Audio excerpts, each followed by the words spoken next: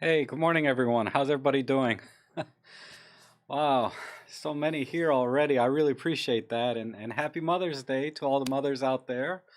Hope you have a wonderful day. You certainly deserve it. And wow, thank you, Craig, so much for the super chat there. I really appreciate that. And I'll definitely pass on best wishes to my mom from you. I know she'll appreciate it. Oh, but anyhow, let's see. Let me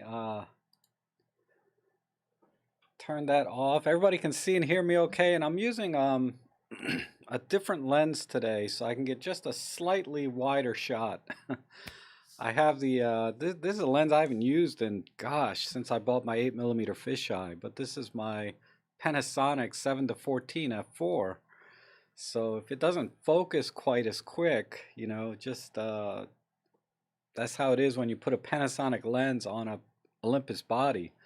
But that being said, the M1 Mark II and all the phase detect cameras from Olympus focus so much better in video with the Panasonic lenses now, and so it should be okay. I mean,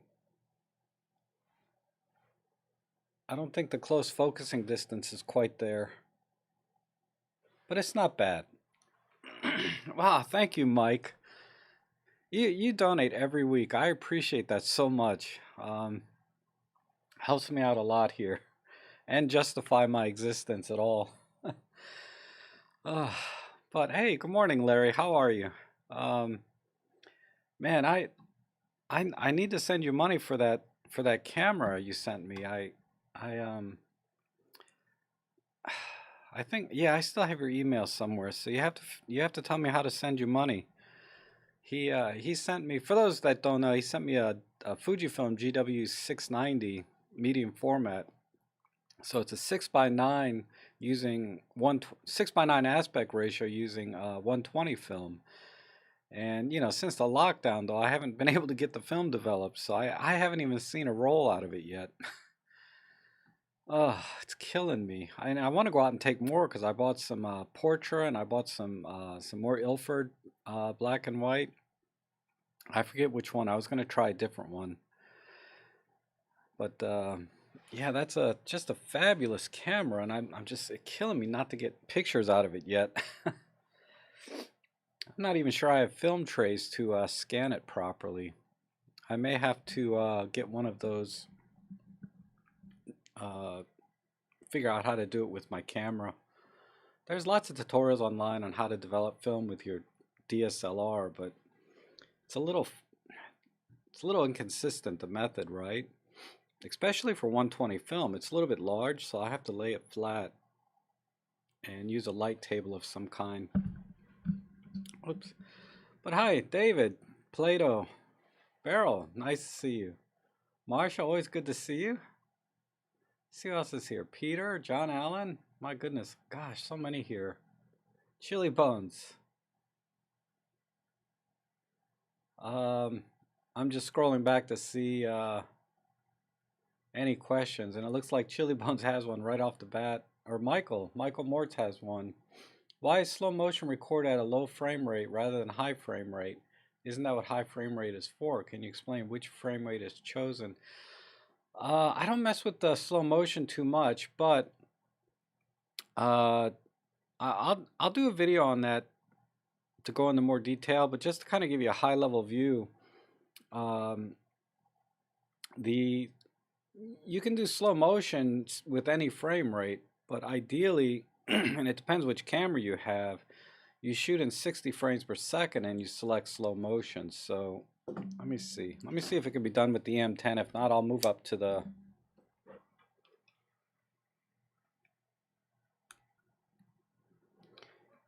Oh, it's going to be a little hard to see with the green screen going on. But there's one of the movie modes that you can select, and then you click the info button, and then you can select different frame rates. So there's 60, 24, 25, 30, 50, and 60. So, and then you go over here and you select the rate, and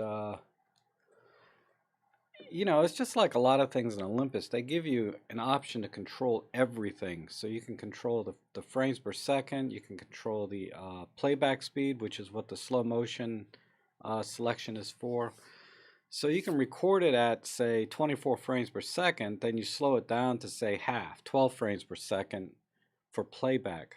So it'll record it, it'll play back at 12 frames per second instead of 24. So it's, you know, it'll be a little choppy, right? Because it's not a very fast frame rate. Heck, the M1 Mark II takes pictures faster than that, right? But so ideally what you want to do is set the frame rates to 60 frames per second, then adjust your the uh, the playback speed. But most people, what they do, I think, is they record at 60p or higher, whatever their camera's capable of, and then in post-processing they adjust this playback speed. That's how most, I think, videographers do it, rather than doing something in camera. But Olympus gives you that option. It's kind of like post-processing, right? You can do a lot of things in camera, but a lot of people just shoot raw and post-process it. But I think, yeah, it can be confusing settings. So maybe I'll do a video on just the slow motion and fast motion built-in camera. Chilibone says, thank you for clarifying the issue. Focus peaking, man. Do you notice any discrepancies when focusing via contrast? No. The focus peaking, I'm pretty sure, works just on contrast. But I usually magnify and manually focus it by eye rather than using the focus peaking, because focus peaking, you know, it's also kind of a good way to test how sharp your lens is, right? How much contrast the lens is returning, which is, you know, sharpness is just another form of contrast, right? And if you can see a lot of grain in the peaking, that means your lens is very sharp. If you see very soft grain in the peaking, that means your lens is not very sharp, or fewer grain in the, and by grain I mean the peaking color, right? Because I noticed when I put like my top of the line Carl Zeiss, you know, Distagon lens on, man, that thing just glows with speckles everywhere. And then I'll put on a really soft lens like my CCTV, you know, $30 lens, and I have to really lock the focus in. It's, you know, there's not as many yellow speckles, you know, in the color, in the focus peaking. But if you're talking about comparing autofocus and focus peaking, no, I didn't. No, I didn't really pay attention. I only use peaking just for manual focusing. John Allen says, I like the compact video camera, like the EP5 style and 5-axis stabilization. The smallest, so you want sort of a rangefinder style with 5-axis. I'm thinking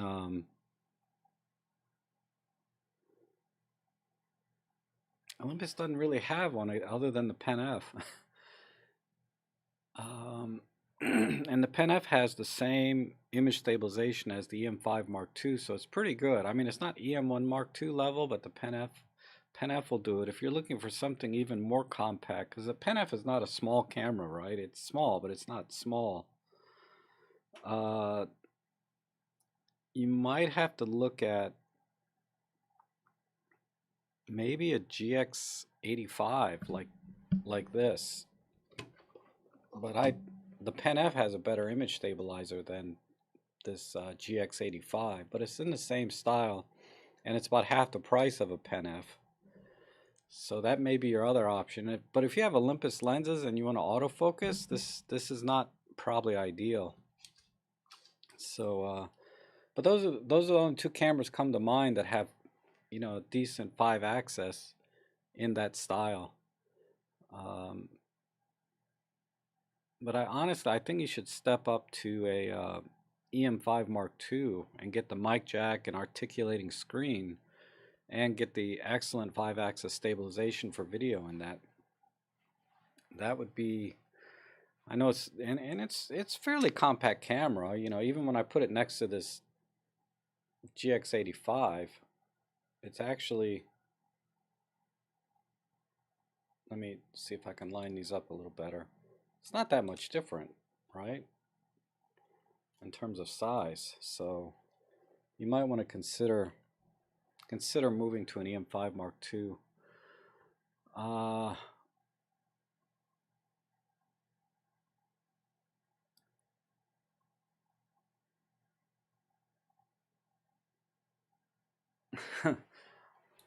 Are you there from the Enterprise?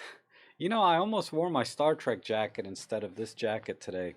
I have a jacket from for Star Trek because it's cold today. I know David Crooks knows.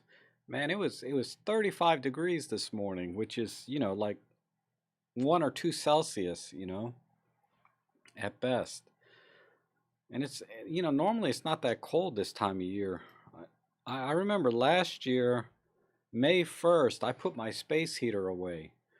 And it's like May 10th, and I'm still using that thing.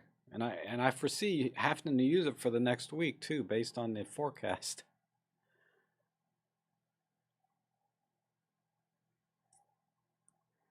And let's see, where am I here? Let me see if I can get caught up. Because there was a question that came in from Edward Siddell in my email.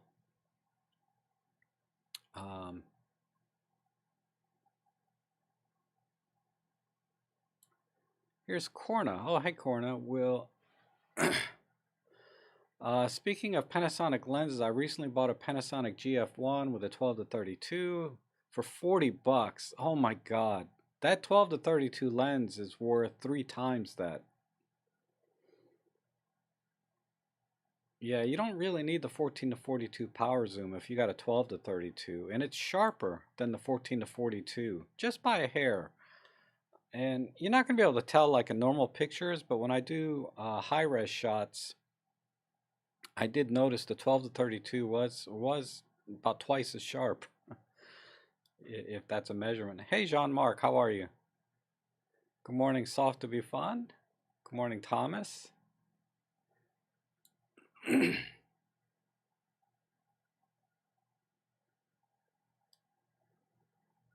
Oh, Walmart? Yeah, Walmart. I'm always a little leery of going to Walmart. I have a local. There's a 1 hour shop in Vienna that I go to. 1 hour photo shop there. They charge me like $8 or $9 for a roll of 35. I don't know what they're gonna charge for 120. I think they charge like $13. But I can drop it off around 11 o'clock and come back after lunch and take it with me. So I like that instant, you know, as far as instant goes, gratification. I can't, I can't, I just can't, I can't go back to dropping the film off and waiting, you know, a week to get it back. Michael says, I have the Mark II and it doesn't allow me to slow frame at 60. That doesn't make sense to me. Okay. Is it the EM10 Mark II or the EM1 Mark II? Let me check the EM10 Mark II real quick. Sorry, I know that was like 10 minutes ago.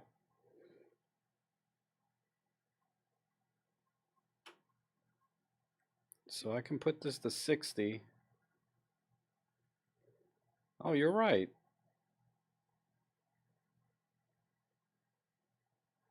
Info.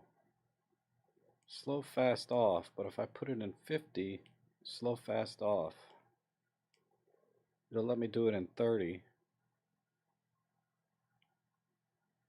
Dang it.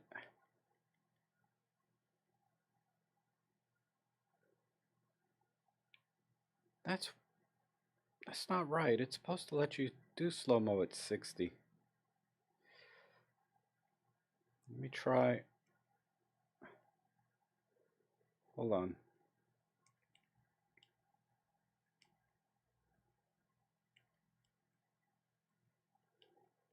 Because sometimes you have to knock the compression bit rate down. Select full HD 60p. Wow, the M1 Mark II doesn't either. Okay. You're right. 60p, you can't do slow-mo. I guess they assume you're going to do it in post-processing, which is what I've always done it that way. I've never did slow motion in camera. I mean, maybe once or twice, but it apparently wasn't at 60p. Sorry, Mike. Let's see. Good morning, George.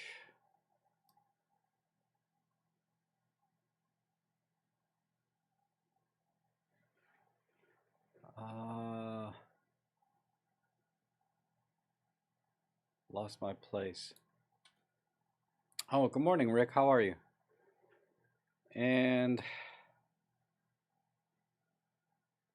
says here, Craig is asking, what do you think of buying the 7 to 14 f2.8 versus 8mm f1.8?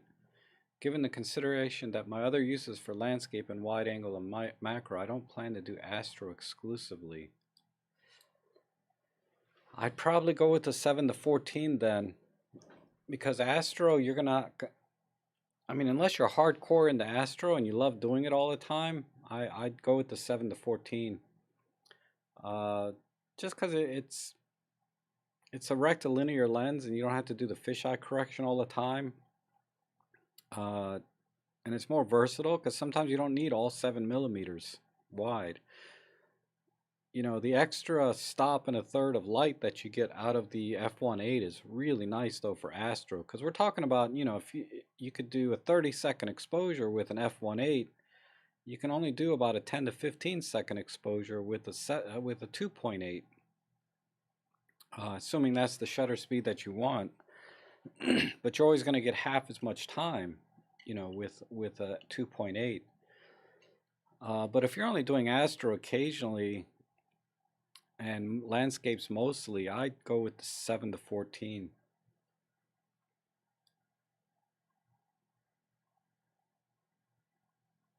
Oh, thank you, Mark Wolf.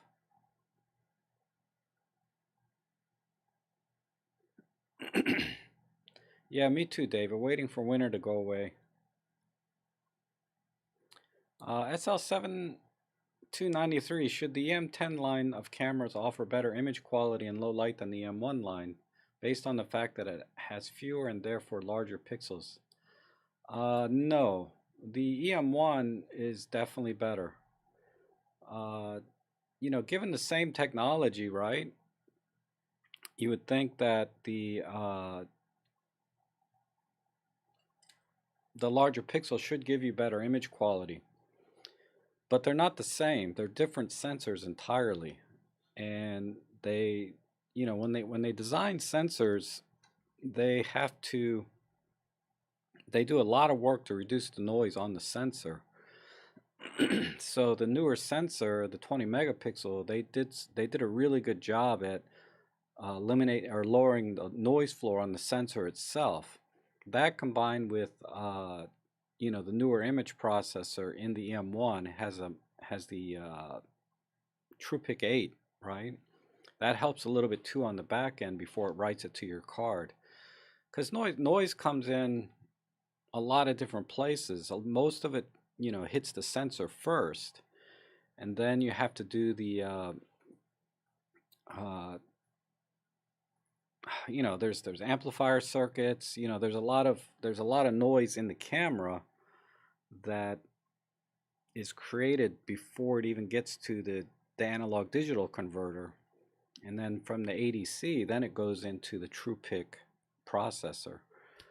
You know, where all those components are, if most of that's built into the sensor, or if they have separate components, or if it's all built into the TruePic 8 processor, you know, I don't know the design schematics of how they approach that, but a lot of the noise floor occurs in the sensor first, and that's where they probably eliminated most of the noise in the 20 megapixel sensor. So In that case, the going from 16 megapixels to 20 megapixels, it was actually an improvement in noise performance, despite having a finer pixel pitch. But that's a good question, though. But my anecdotal evidence, when I did comparisons at different ISOs, the 20 megapixel sensor always did better. Even in the Pen F, which doesn't use the same 20 megapixel sensor as the EM1, it still did better than the EM10 just by a hair. Any thoughts on the Leica 10 to 25? I'm not familiar with that lens, but I think it's got to be a big lens. You know, it's 10. You know, if I'm going to buy a lens like that, I want it to be really wide. You know, like the 7 to 14. I like the range 10 to 25. Going up to 25, but 10 is not quite wide enough for what I would use it for, like in my architectural photography. And it's, you know, and a 10 is good, but it's not quite enough. So I'm waiting for the 8mm 8 to 25, most likely to be an f4, but I'm looking at the 8 to 25 when it comes out. But if you need a fast lens, and you don't mind the size and weight of that thing, a 10 to 25 f1.7 should be fine. Let me just double check here.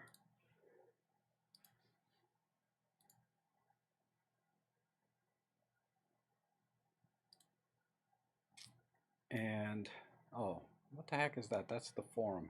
Hold on. Photography. Product lenses. And this is a good site in case you guys don't know it already, because I've referenced it a lot in my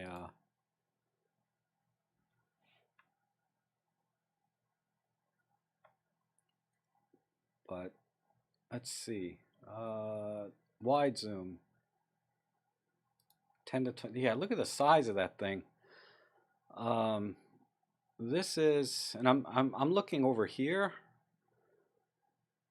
690 grams and 77mm filter. Yeah, that's a huge lens.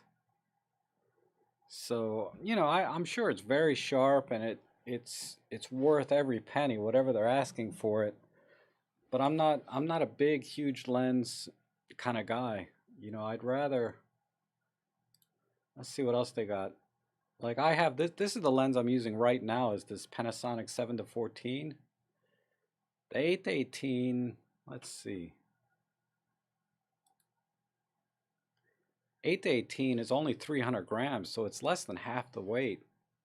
It's not quite as fast, but this is a much more usable focal range, 8 to 18, than 10 to 25. 10 is just not, for me, not wide enough. I really like this lens, but I'm waiting for the 8 to 25 from Olympus f4. And of course, there's always this, but you know, that's a $1,200–1,300 lens.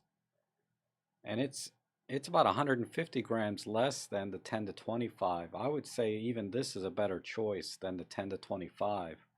Assuming you want to keep the size and weight down, because you know, when you got big heavy lenses, you just don't feel like taking it out. Like this lens I'm using now, the 7 to 14, look at that, 300 grams flat, and it's relatively small lens. It's exactly the same size as let me go back to, it's exactly the same size as this 8mm fisheye, and this is pretty compact. So I mean, I can't speak to the image quality or anything like that about the 10 to 25, but just assuming that it's a good lens, because all of the Micro Four lenses are really good, I would go for form factor over you know, over the sharpness, because sharpness is really going to be hard to tell, even unless you're pixel peeping like crazy. There's no way to use coffee, David, to develop film.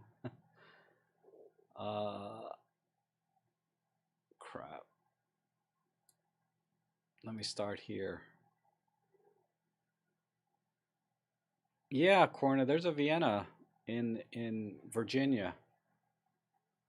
Not it's nothing like the Vienna, in Europe though.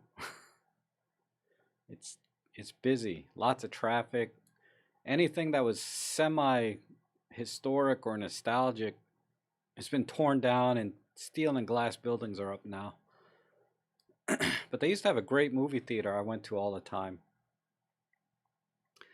Rick says I should process my own film. I thought about it, but I don't know. I don't shoot film enough to justify it financially. If I was shooting, several rolls a week, then I would strongly consider it because it gets expensive. But for $13 once or twice a month, I'd rather just have it done for me.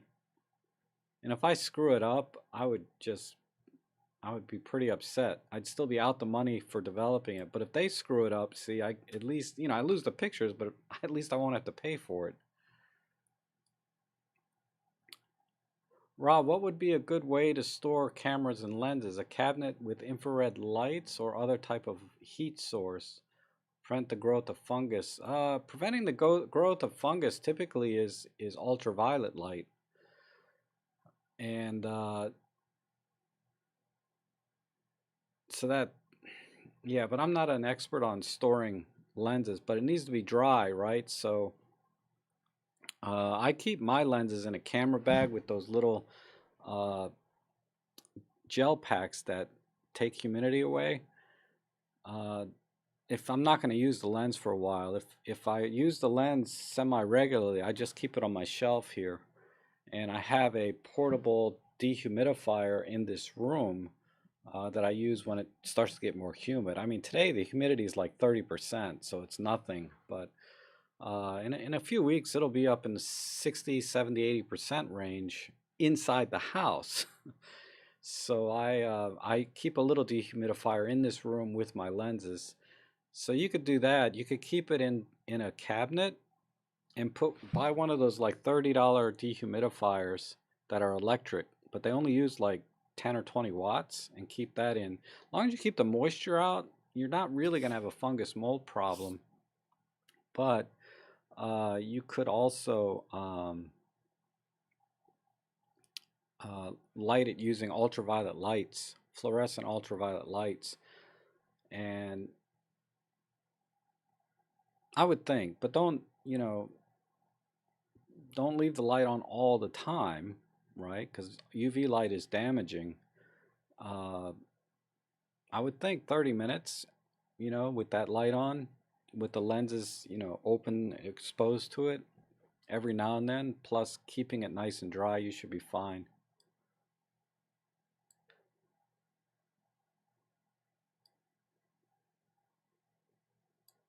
Coastal and tropical areas, yeah. So yeah, a cabinet with a dehumidifier built into it.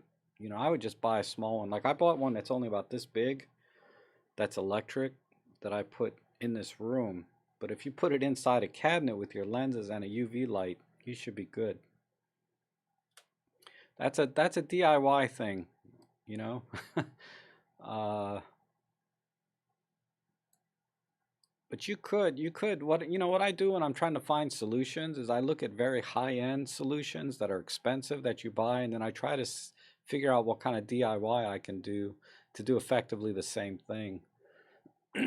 And they have these like well, anyway, just search for that, but that should work. If anyone has any ideas that they can share with Corna, that would be great. I've bought the original Olympus remote, so many selling their Olympus or Panasonic stuff to change system.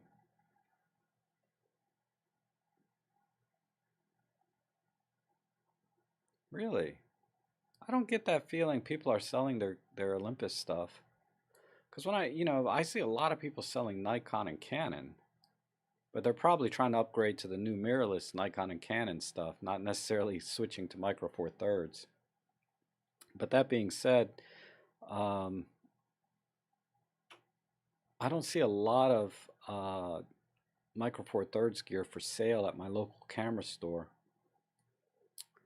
I have the All Pro zoom lens. Beryl says I have the All Pro zoom lens and the 75 f1.8. Just wondering what next prime should I look at? I always say go wide.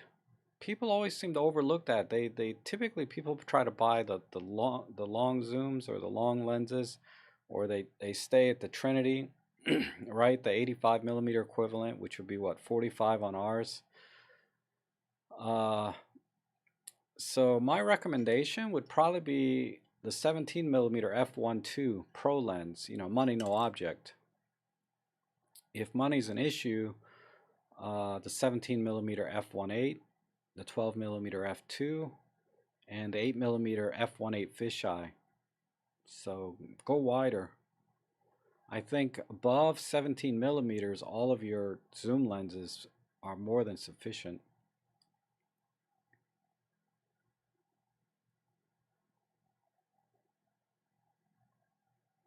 I agree with John. Damp rid is the way to get if one doesn't have air conditioning. Okay, thanks. Thanks, John. I appreciate that.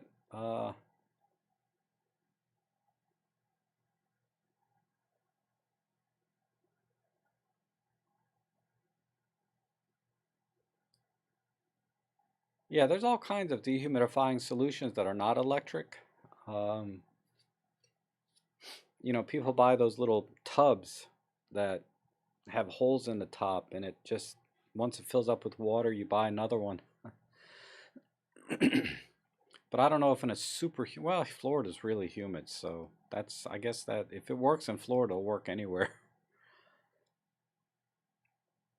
Michael Moore says, in my experience, the EM1 is not better than the EM10 for image quality. The noise reduction feature seems to degrade. Yes. The in-camera noise reduction, I always turn that off because when you convert to JPEG, it does a lot of noise reduction without turning it on. SL7293 says, following up if they've made some kind of sensor, one with fewer pixels and others with larger pixels, would one of the fewer pixels have better image quality? Yeah, Panasonic's done that with their GH5. They came out with the GH5S, and they included also a dual ISO circuit to reduce noise at higher ISO. So it's been done. I don't know if it's if the need for if the demand for lower megapixel cameras is out there, because I think people would rather have higher megapixels, you know, like 16 to 20, 24, etc., rather than say a 12 megapixel, because the GH5S was a 12 megapixel sensor, and the noise performance was maybe a stop better, which is, you know, it's a significant thing, but I don't know. I don't know. I think if there was demand, they would have done it already. Because that you figure that 12 megapixel sensor is available to Olympus as easily as it is to Panasonic to buy from Sony if it's a Sony sensor.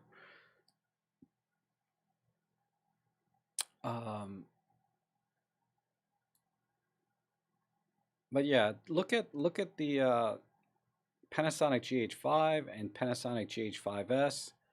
Then go to DP Review, and they have those ISO comparison uh, page where you can compare the different ISOs between the two cameras, and then you can get a feel for how much difference there really is, if it makes enough difference for you.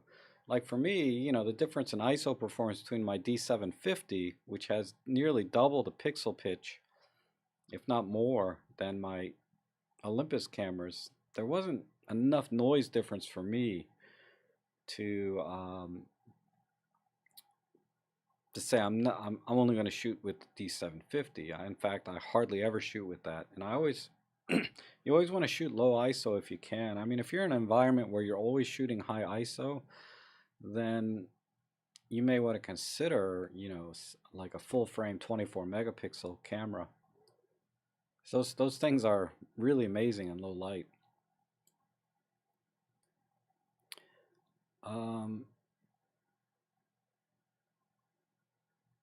Bob is asking me, have I ever tried any budget pro alternative lenses like a semi-pro Zuiko 14? No. I never used any of the older 4/3 lenses, or if you're going even, I'm not familiar with the 14 to 54, but that sounds like a 4/3 lens.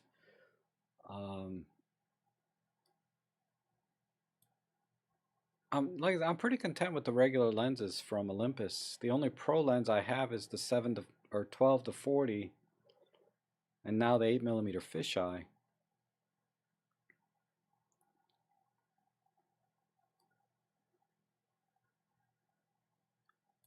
17mm 2.8 fixed lens. Aprianda wants to buy a 17mm f2.8.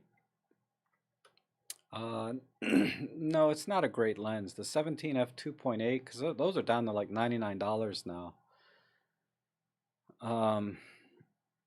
No, you want to get at least a 25mm, but the 45mm f1.8 is your best bet for portrait work. 17 is just too wide. And I'm thinking typical portrait, like headshots or chest up type things. Even full body, you're still better at 45mm.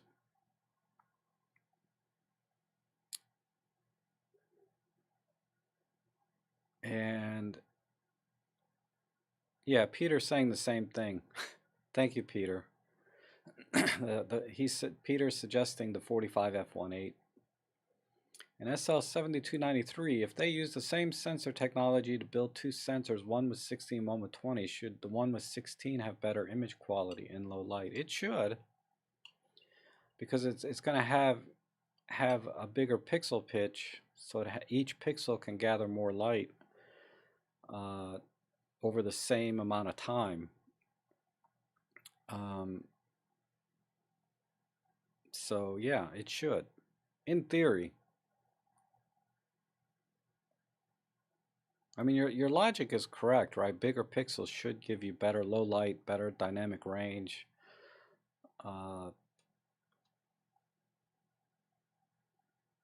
Let's see. Cornet says, okay, I understand. I think the 14 f2.5 is also quite versatile, but I realize that these two on the wide end is well worth the loss of 1.5 stops with the Panasonic.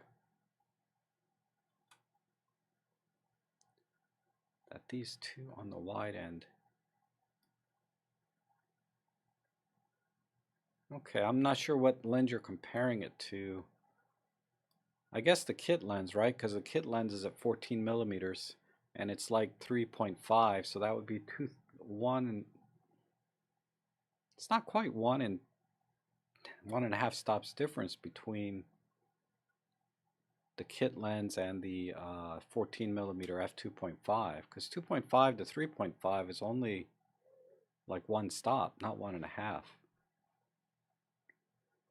Never thought that the 14 to 12 are such a difference, but they are, especially if you shoot indoors. Yes, it's a big deal. Every millimeter on the wide end counts. That's why I was talking about the 10mm to 25mm. I need it to be at least 8. 8mm is a good range.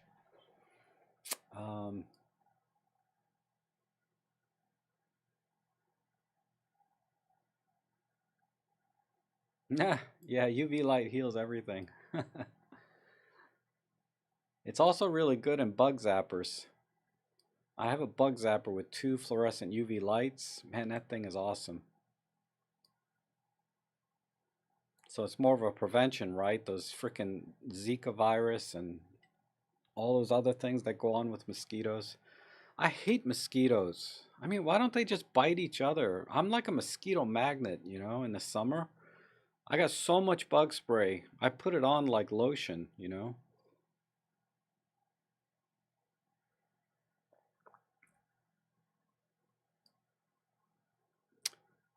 Jean-Marc says, or Andreas says, MFT is not popular. Many switch to full frame.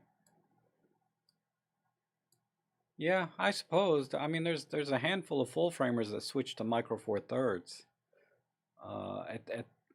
At this point, though, in the life cycle of Micro Four Thirds and full frame, because Micro Four Thirds been out a long time, but it's only now, more recently, like in the last, I'd say, since the GH4 and the EM1 came out, that they had professional, semi-professional grade cameras or professional grade cameras, like when the EM1 Mark 1 came out and the GH4.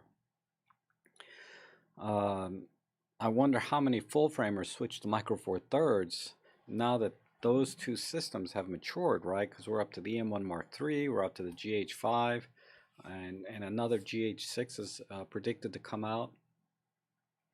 So I think I don't know. I don't know what the market is, but if you look at camera sales by brand, and assuming the brand predominantly sells certain types of cameras, I think a lot of people start with APS-C. But I don't know. Now that mirrorless is pretty much really well established, I'd be curious to see how many people go from Micro Four Thirds to full frame and vice versa.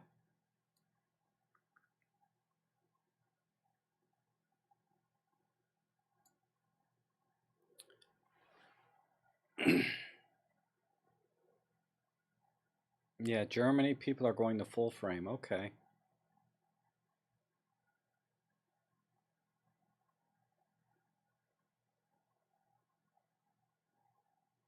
Jean-Marc says, today's question, is there any way to add a fourth preset on the M1? No, there's not. The presets are fixed on the dial. I suppose they could do it in firmware, but then that raises other conflict issues. But they do it on the EM1 Mark. Well, anyway. 3 is the limit.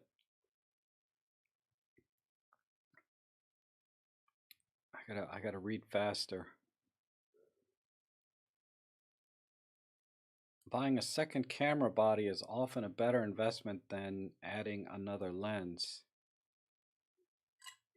Yeah, I suppose. I mean, do both. Buy another lens and another camera. So when you buy another camera, get a lens that you want with it, right? That's an opportunity to buy another lens too. That's what I do, but I'm an idiot, so don't take that advice seriously. I was comparing the Panasonic 12 to 32 to the Panasonic 14. Oh, okay, thank you.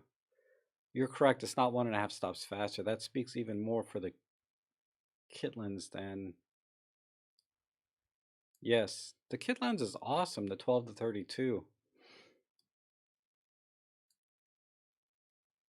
Other than birds, Chili Bones asked me, other than birds, do you shoot action? I'm a high-end Canon dance photographer. Timing is everything. Also reduce the overall volume of shots. No, I really don't. I shoot my dog running. You know, the if you can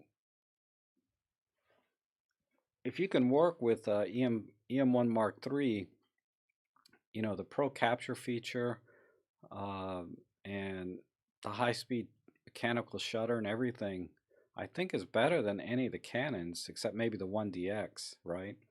But if you can get away with, shooting at ISO 800 to 1600 indoors, I think the sports action ability is pretty awesome on the EM1. But yeah, it doesn't compare to, say, a full frame high-end 1DX type camera that's, specializes in that. If anyone is looking for use the M1 Mark II, try MPB. Yeah, I've heard good things about MPB. Hi, Rob. Or Lewis is saying, I bought an EPL8 as a backup to my EM10 III right before it went into lockdown. Yeah, EPL8 is awesome camera. Get the where is mine? Oh, it's on the table. Get the SEMA adapter, SEMA. It's a little microphone adapter for that camera. It's about 60 bucks and it comes with a microphone, but then that was my main vlogging camera for a long time. I had the M10, but I couldn't really vlog with it because no mic jack and no flip down screen, right? So I used the Pen PL8 a lot of times with the 9mm fisheye lens, body cap lens, which was $99. That is an awesome vlogging setup. SEMA adapter, 9mm body cap lens, um, and the EPL8.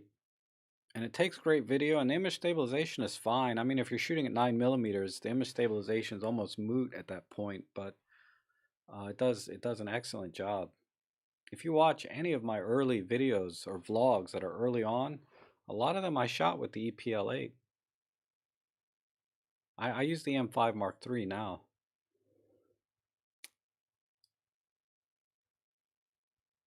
Oh, you had a question there. Are there any quirks, positive or negative?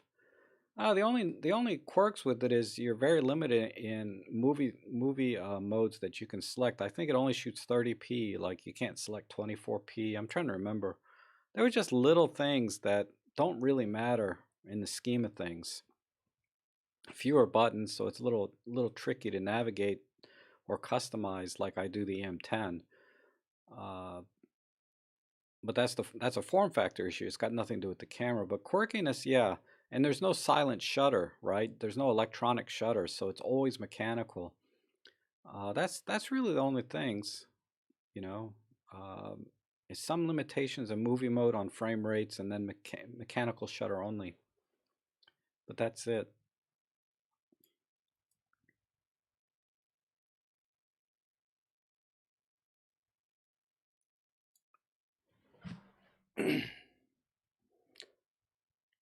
Johanna says, went full to Ollie and do not confess from Germany.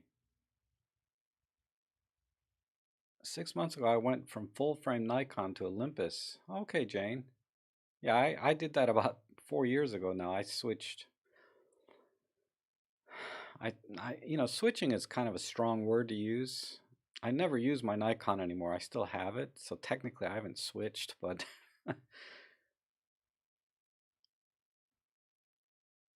yeah, Peter sold his D750. I'd probably get like 300 bucks for it now if I tried to sell it, so I'd just rather keep it. I mean, it's a great camera.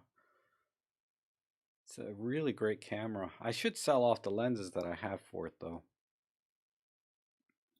Just keep my Zeiss lens that I have for it. The uh the 70 to 200 f4 and that 35 millimeter f2 Zeiss that I have for that camera, those two lenses were magical with the D750. Everything else, the 20 millimeter f1.8 was really good too, but it's a good system. It's just big and bulky.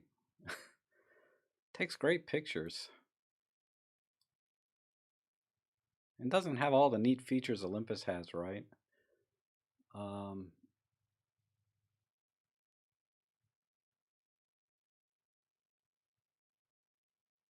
there are very few videos on Starry Sky AF, and they are shot only show a photo being taken, nothing about how to use the feature.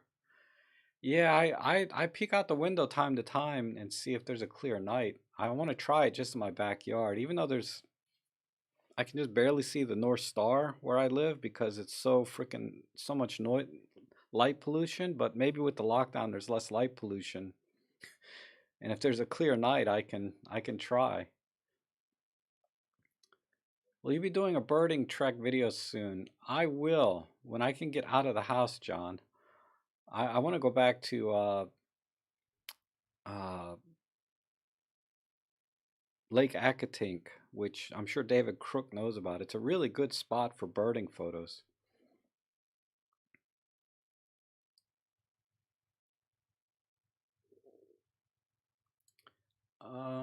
I can't find, Market Wolf says, I can't find any SEMA adapter for the EPL7.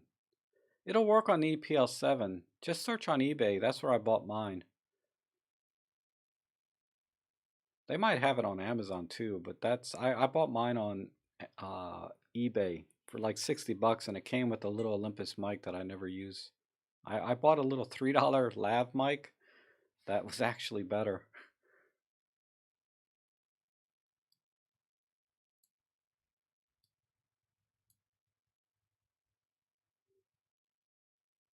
Hey Kostov, how are you? MFT and APS-C difference is almost zero in terms of IQ, and mirrorless APS-C will die gradually. Maybe. MFT will rule. Maybe.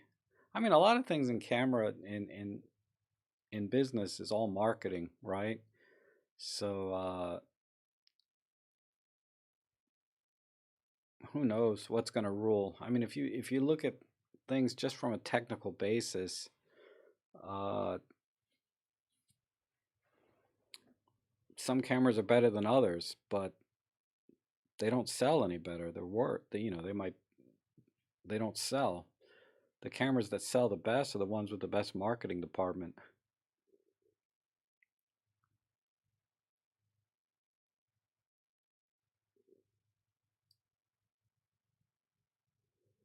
Uh, oh, Trevor, I almost missed it. I have the 40 to 150 f2.8 Pro lens, but thinking of buying my daughter a 14 to 150. Yeah, it's a great lens. I I really like the one I have. I mean, it's not up to the level of the 40 to 150 Pro, but it's a good starter lens. And if she's really enjoying that focal length and that range, and I think she'll love it. Um,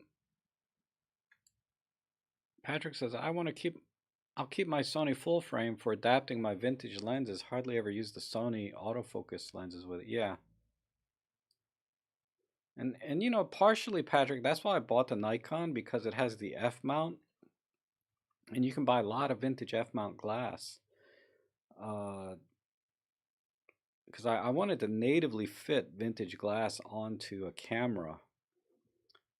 Because I had a Sony before, and I used to buy the adapters for them all the time, and then adapt vintage glass, but it was just awkward because it was so big and heavy relative to my Sony NEX.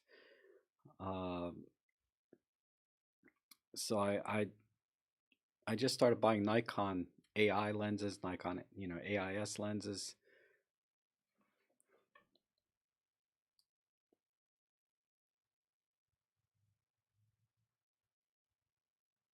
For shooting still with RAW format, would Pen F give better results than the EM10 Mark II?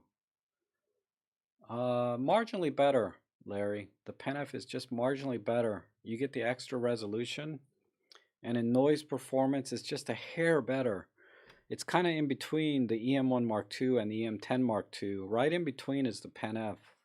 I didn't put it in my last test when I was testing for a high ISO noise, because it was closer to the EM10 Mark II than it was the EM1 Mark II, but it was still better.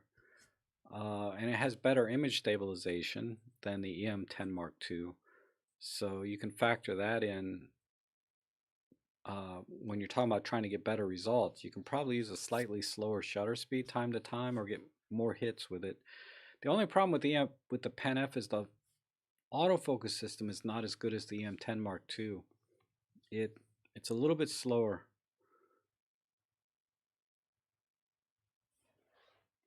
But it's a tough call.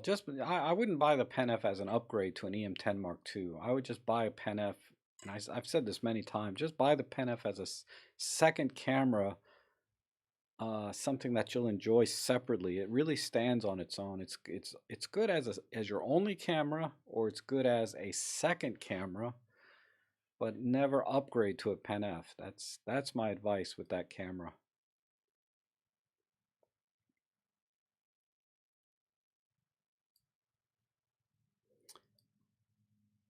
Hi Rob, I was looking for my first tele lens for the same price. Either the Zuiko 45 to 150, I think it's the 40 to 150R, or the Lumix 40 to 150. I think you got those reversed. But anyway, I would not buy a Panasonic lens on an Olympus body. And so get the 40 to 150R lens. It's like $99 all the time, and you can find them refurbed on the Olympus website for $59 time to time. In fact, I think they got one right now for $59, but it's a silver one. But yeah, the 40 to 150, definitely over any Panasonics. when you're talking about those kit lenses.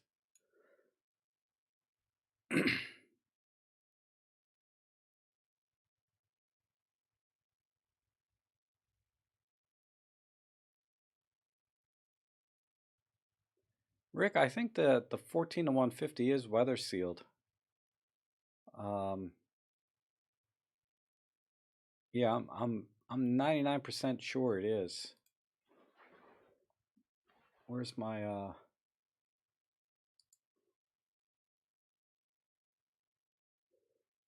I'll double check because my memory is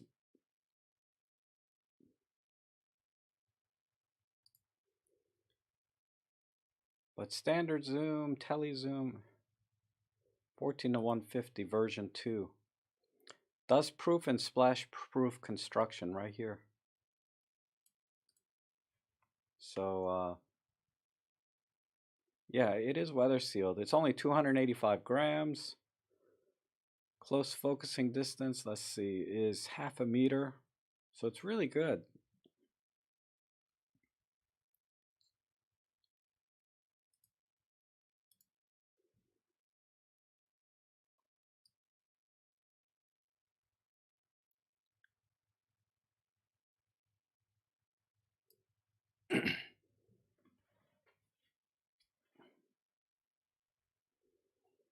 Yeah, Plato. He says APS-C is the largest slice, but I think that's because there's so many of them out there, so cheap. So when you ever look at the number one selling cameras, it's because they're priced like in the $400 or $500 range. That seems to be kind of the sweet spot.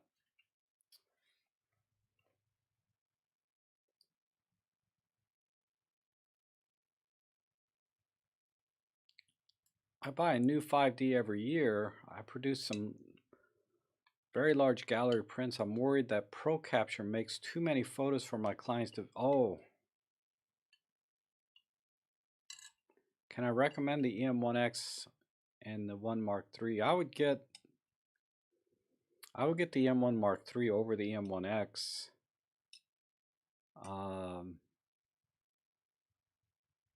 But if you're used to the 5D, maybe the EM1X, it's right now it's going for like $2,400. It's pretty substantial, but supposedly it has the superior autofocus system.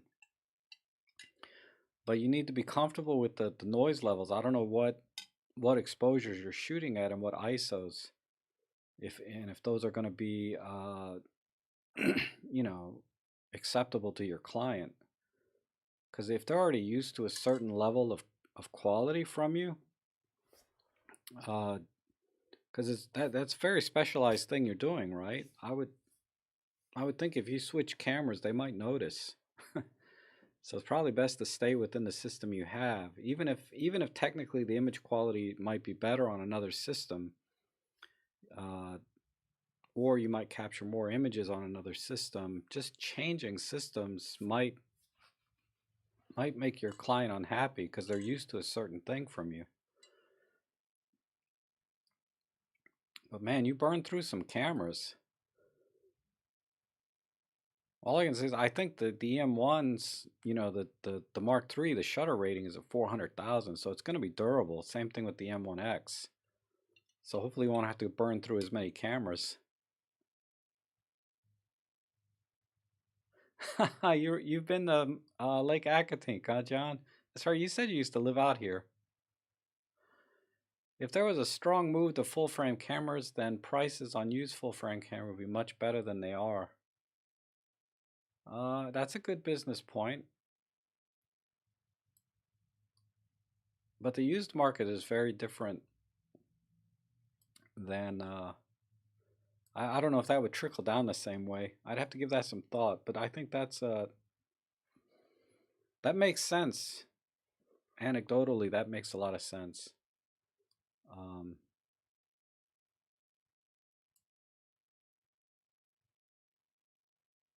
That makes a lot of sense, George. Oh, hey, Lars, how are you? Been looking at body-only full frame can be competitive when you include the lens. Yeah. Yeah, the lenses on full frame are, other than size and weight, they're usually more expensive too for the same equivalent field of view.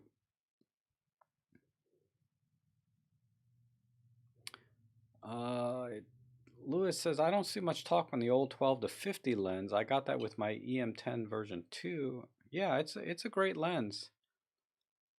I mean, I've never really heard anything bad about the lens. I think it was just a form factor, being kind of a large lens for what it did.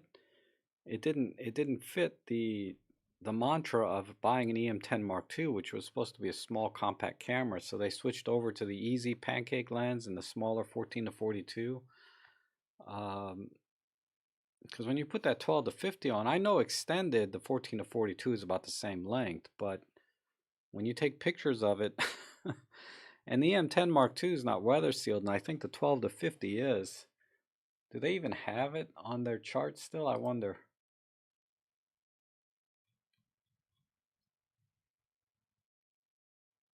The 12 to 50. Yeah, they took it off. It's a discontinued lens altogether.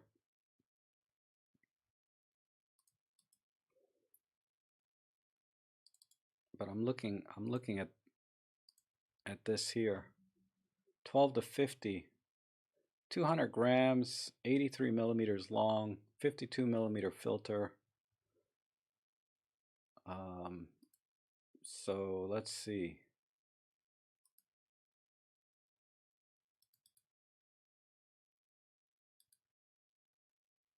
And the current replacement is the 14 to 42. Easy. Where's the R lens? Did they discontinue that too? Well, this is the new kit lens, right? 93 grams, so less than half the weight, only 22, millimeters long, so about 40% of the size. So anyway, so I think it was form factor more so than image quality or anything else. And that's why you don't see it much anymore, because it's been discontinued probably for quite a while.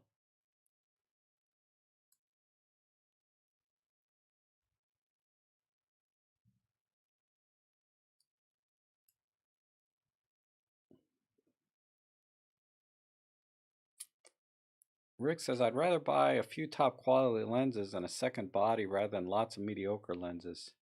It'll give you a better return. Yeah, I would agree with that. I don't know if most people getting into a lens system can appreciate that as much, because you see the prices of lenses and you say, well, there's a 45 millimeter f1.8 and then there's a 45 millimeter f1.2 that costs 3 times as much. I'm buying the 45 f1.8. Now in this case the lens is excellent, the f1.8 anyway, but yeah, there's a lot of lenses that are not pro grade that cost a lot less. I don't know, Rick. It's in Micro Four Thirds. It's hard to buy a bad lens, so I think that's a little harsh to say that there's any mediocre lenses in the Olympus lineup. For the average person, if you're a professional, you're going to buy whatever makes sense, obviously. Like, I wouldn't tell somebody to use a 40 to 150 kit lens over a 40 to 150 pro lens. But for $99 versus $1,200 or $1,300, most people are going to buy the 40 to 150 kit lens first.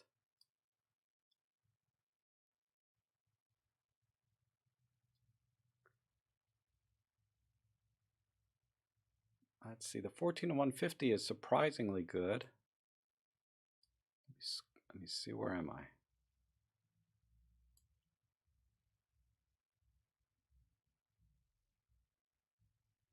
I? I was reading, Rick was saying Olympus should put little symbols on their lenses to say which ones are weather sealed and which ones aren't.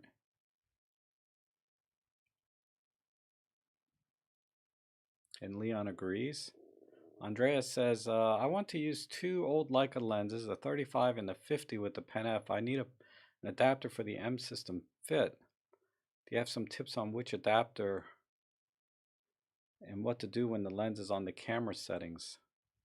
Yeah, I have a video on adapting old lenses, so you can search my channel for that, about focus peaking and adapting lenses. So search for adapting lenses. As far as adapters go, most of those M-mount adapters are usually just get one that's an all-metal build. And don't get the cheapest one. Spend a little bit more so you get better tolerances when adapting those. I mean, I've had one in my shopping basket for, let me see if I can show you the one I'm thinking about getting. If it's still in my wish list. I got a bunch of freaking watches in my wish list right now.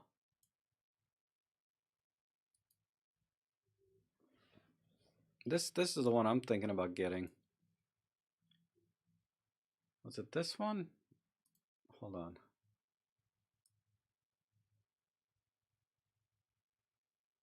I thought I had another one. Yeah, no.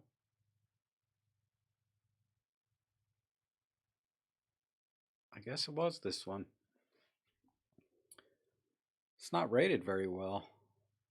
$25. What's wrong with it? It looks fine to me. But yeah, I don't have any specific recommendation for an M-mount lens because I don't use any. Um, I'm shopping just like you, right? But I need to buy an M-mount lens first. And I think the M-mounts are all built in Germany, the M-mount lenses by Leica, not, that's the only mount that they have built. I think the 12 to 150 is longer than usual because of the built-in macro ability. Yeah. Yeah, any lens that has sort of a very close-up focusing distance usually is a little bit longer lens, right? Like the 60 mm macro.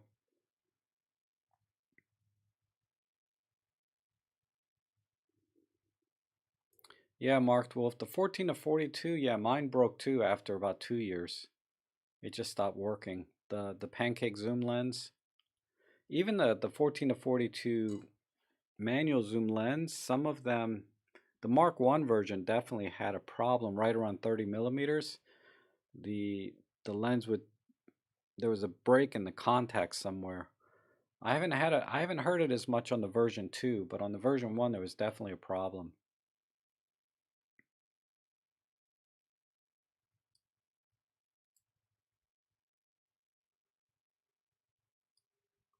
Chili says, photo's been my main source of income. I think OMD will be my fun toy for lower end package shoots. Oh, okay, yeah. It should be fine for 4x6, and I assume you're bringing all your lighting and everything anyway for those smaller shoots. Uh, just dancing stuff, you're usually indoors at a distance. I'm thinking ballet though.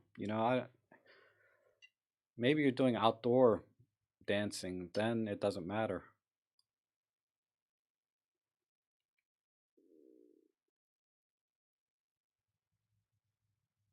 And Jones says he's getting his 12 to 40 for 375. Wow, that's a good deal.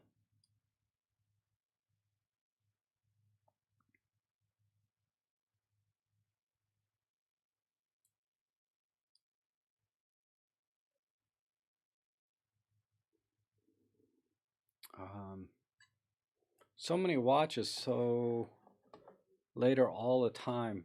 Do any work? Well, the one watch I got is running. Man, it's losing a lot of time. Let me check something.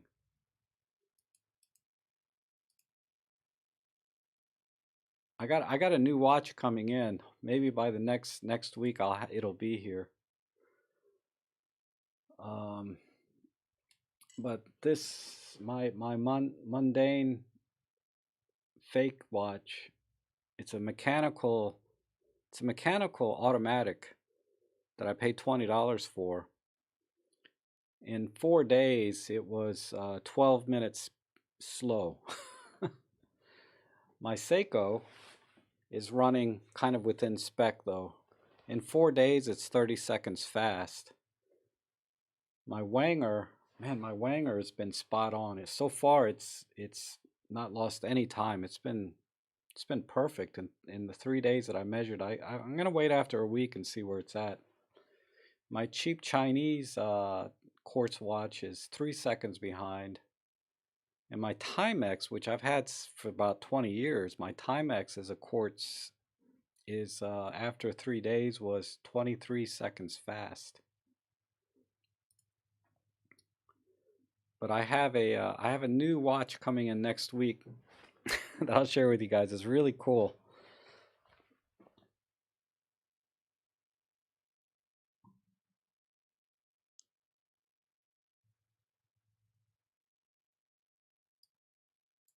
Um, Lauren's such a comedian though. He's always jabbing me, all in good fun. I appreciate it. Hey Rob, or any in the group, have you ever tried selling your photos to one of those online stock photo sites? If so, which one? No, I have not. There's two videos that you should watch though.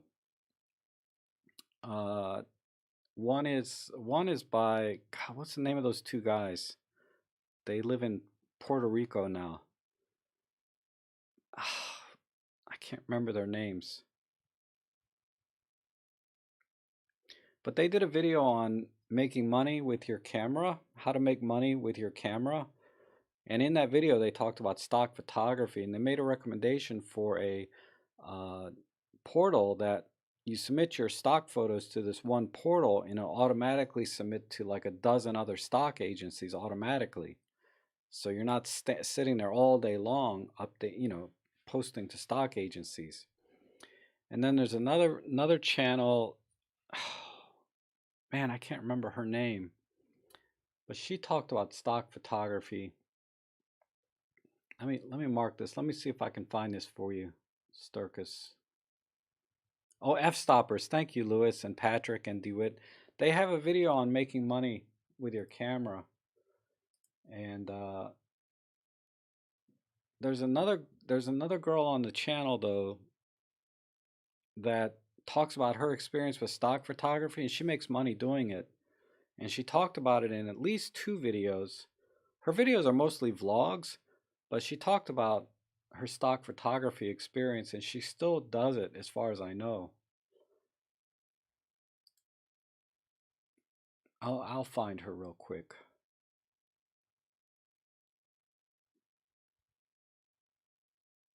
Oh, and that reminds me, there's another user that has a YouTube channel now. One of you guys, one of my followers here, so I need to point that out. Oh, where is she?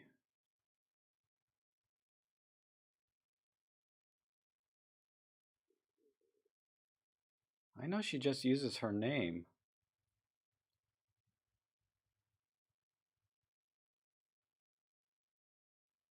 Sunny? No, that's somebody new.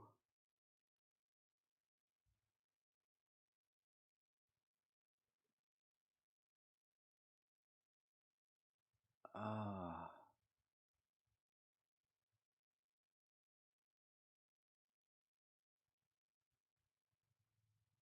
Maybe I unsubscribed from her. I thought I had her. I haven't watched her in a while. And that's the thing with, YouTube is a lot of times I don't need to subscribe to people because it just shows up in my feed anyway.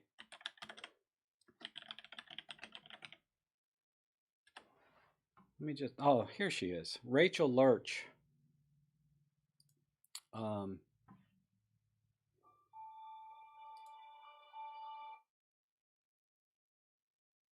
this is her channel here.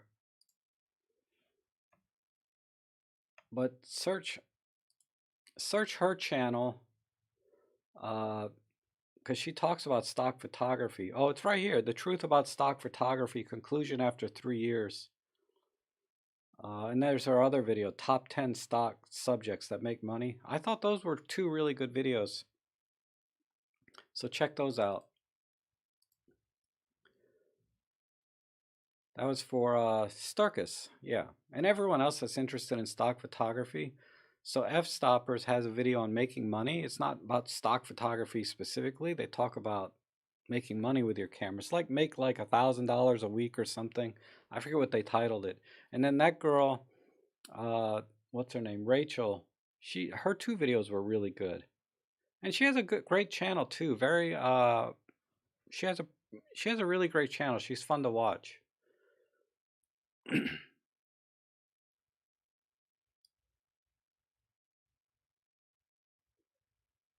Tony B says the K and F adapters are all metal and well made. Yeah, I like the K and F products. You know, not their bottom end products because they're no better than most stuff, but sort of their mid grade stuff has been really good. You know, like if they have a $10 adapter and they have a $20 adapter, buy the $20 one. Don't buy the $10 one. Just buy a little bit better than what their bottom line stuff is, and I found it to be very good.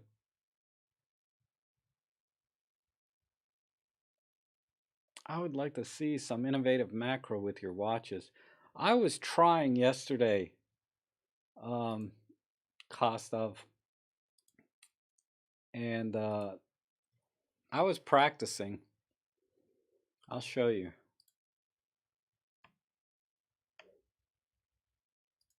I was practicing, and this is what was I using for a lens?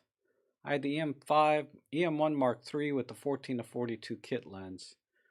And these are just handheld. And then I got my little tripod out and I was trying some light painting.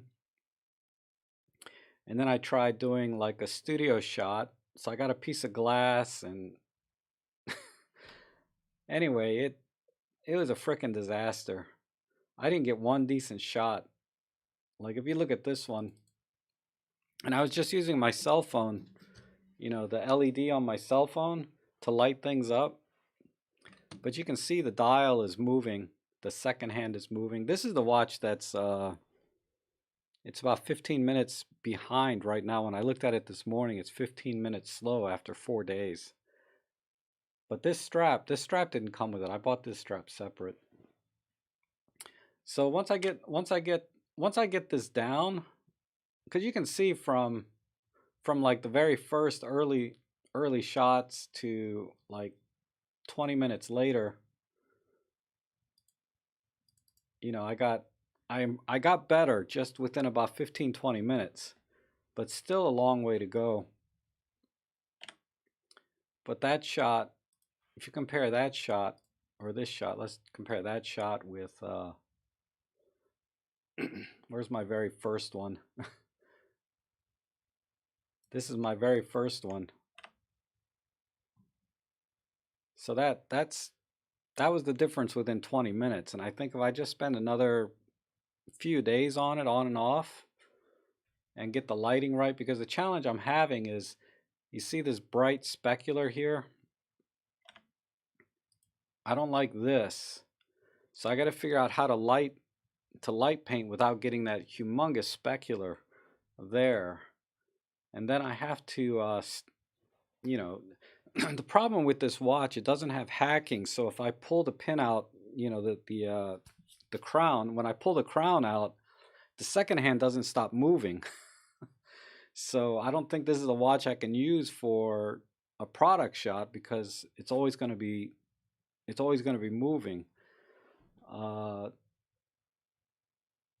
I'll probably do it with my Seiko. My Seiko has hacking, so when I pull the crown out, the second hand stops moving. But I don't want to do it until I get 1 week's worth of timing on it. So after 1 week, which will be Wednesday, I think Tuesday or Wednesday, it'll be 1 week, and then I'll see the total differences in time day to day. But it's within spec, but I just want to give it another couple of days. Whoops. Okay. So I'm getting there, Kostov. We'll see. I was hoping I could make a video on it, but it's like most things in photography, right? If you've never done it before,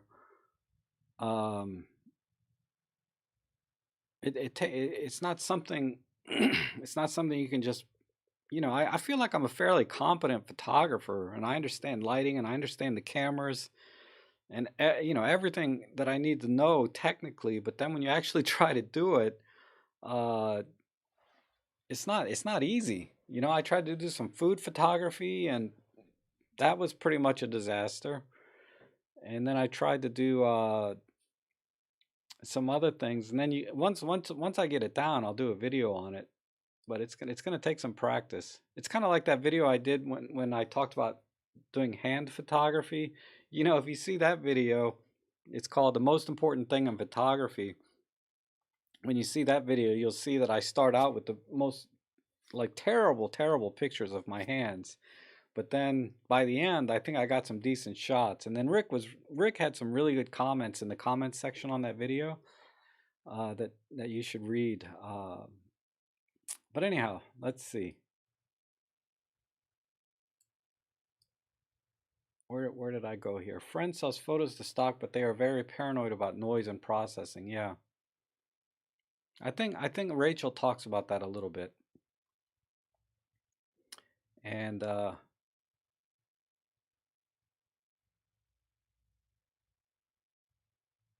HR gets a lot of rejections.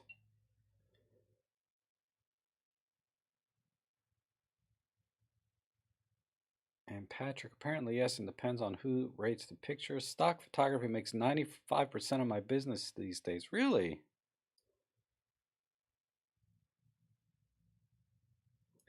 That's interesting. Yeah, I hear you got to have thousands of pictures out there, and then eventually, you know, you make a tiny bit from each one. I think Rachel talks about that a little bit. You know, because a lot of the stock photography videos, you know, they just kind of they don't tell you how it really is, but Rachel did. Oh, Lauren says that Rachel has a video on why she stopped doing stock photography. So yeah, watch all of that, Sturkis, and then make your own decision. You know, people can do well uh, in any field if they're good at it, right? There's never enough good photographers, or in any profession. You can, if you're good, you will do well, regardless of the profession.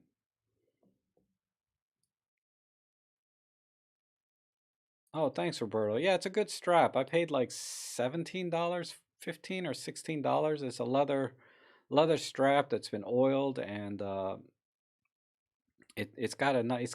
It's over time. It should have a nice, rich look to it. You know, once it's beaten in a little bit.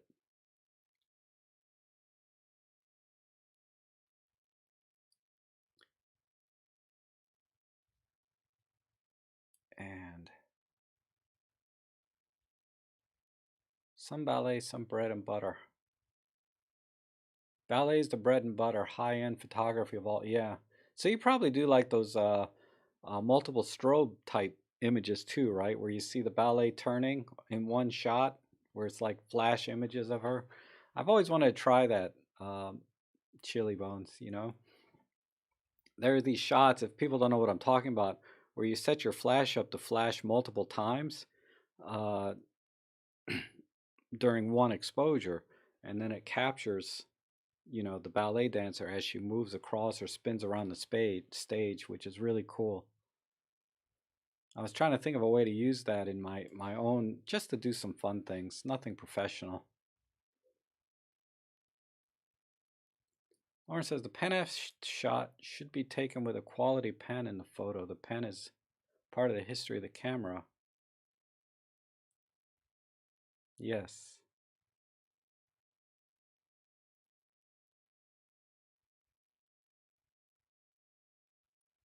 Oh, thanks, Lewis. Looks like I need a diffuser for the phone light. Uh, yeah, the challenge I was having with using that light uh, was it was lighting up some of the background and the flooring. I wanted to have a pitch black because the glass thing I tried didn't work too well. I got to practice some more. And I tried putting the lens cap. I'll show you.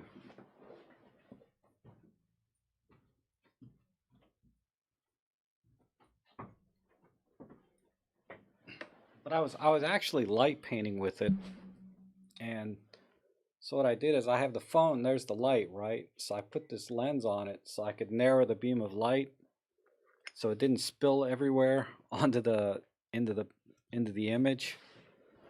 Anyway, I'm practicing. Hopefully I'll get it down. I'll have to watch some more YouTube videos on how other people are doing stuff. The few that I saw, they had really elaborate setups, you know. And so I was trying, and I'm like, I can't make a video using, thousands of dollars in gear and then tons of like Photoshop work. My God, they spent a lot of work in Photoshop to do these product shots. When I do my video tutorials, I want to show people how you can get like 90% there with just like a kit lens. That's why I put the kit lens on the M1 Mark II. And so I try to keep things as simple as possible because, yeah, if you're a professional, you're gonna buy all that gear. They had light boxes, they had multiple like uh, arms and different ways of lighting things. And they talk about it like, oh, this is so simple. But I'm like, if you're a beginning photographer, it's not that simple, you know, especially if you don't have Photoshop and your Photoshop skills are not up there either because they were layering images together, then brushing things in and I was like, yeah, these are great videos if you want to make epic images, but what if you just want to get a really nice shot, without doing all of that? Just use a kit lens and some simple things like this, right? Um, so that's why the shots are what they were. Is I was using very very basic gear, but if I got my light box out and I got my what do you call it, constant lighting that I have. I have all kinds of lighting stands and things where I used to do some product photography for myself. I sell things on eBay, and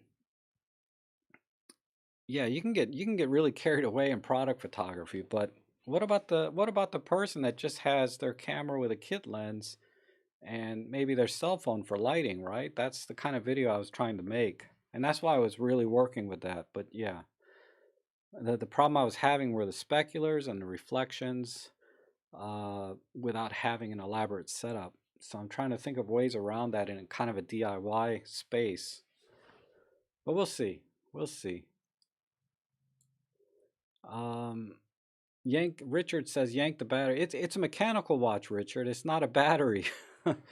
So the spring has to be totally unwound. Like I'd have to leave it and not touch it for days. And as soon as I move the watch, it'll start ticking, right? Because it's an automatic. It's not a full mechanical. It's a mechanical automatic.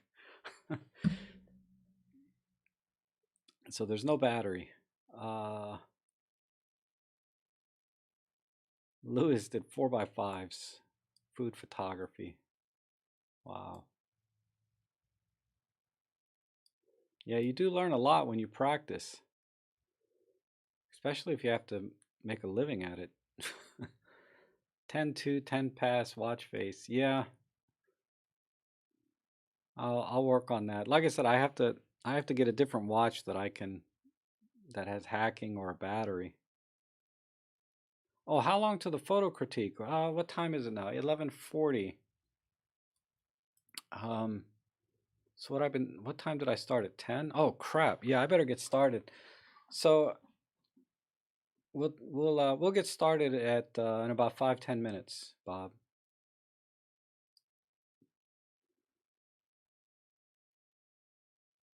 Craig says, I appreciate your point about the f1.8 and 2x longer exposure for Astro. Does the 8mm fisheye correction remain on? Yeah, it stays on. But it's for JPEG only. It's not RAW, so you're always going to get the fisheye distortion with the 8mm lens. You're going to have to correct that in post-processing. The fisheye correction is JPEG only, not RAWs. And Lewis says, if you use a lens, you are focusing the beam of light, which means too much contrast. Try DIY snoot without putting a lens. Oh, yeah, this is not a lens. This is just a lens hood, Lewis. So it is acting more like a snoot for my light. It's not an actual lens. Um,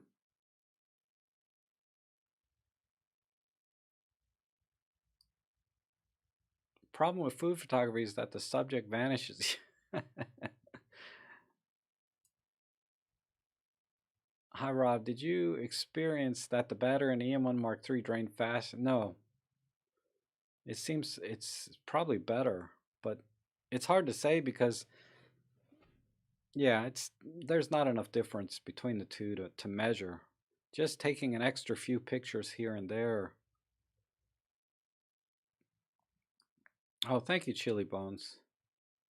Okay, so if there's no other questions, what I'd like to do is go ahead and move into the photo critiques, and we'll do that for this. How do you enter photos in your creek? Oh, there's a link in the description below the video, Kenny. Oh, Kenny, how are you? You've been quiet this whole time, I think.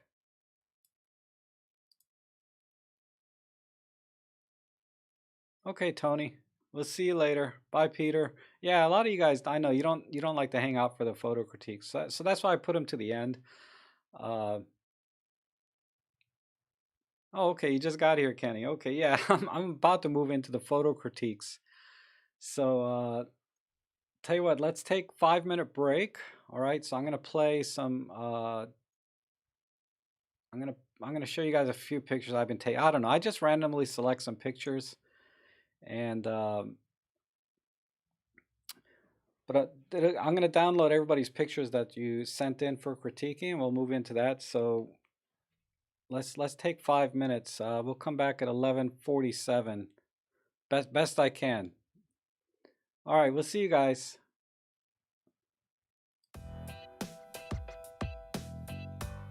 But Q&A. But all right, you probably like the photo critiques too. I don't know. Oh, thank you, Craig. I appreciate that. How do I get this to the right?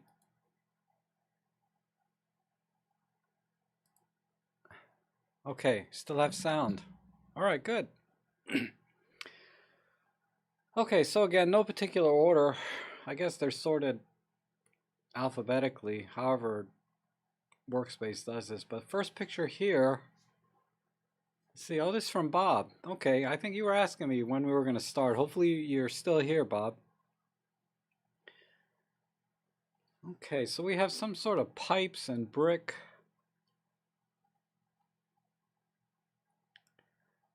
So basically, you know, I'm going to look at all of these technically and how I would edit them if they were my photos. So again, there's no right or wrong. It's just the way I would edit things.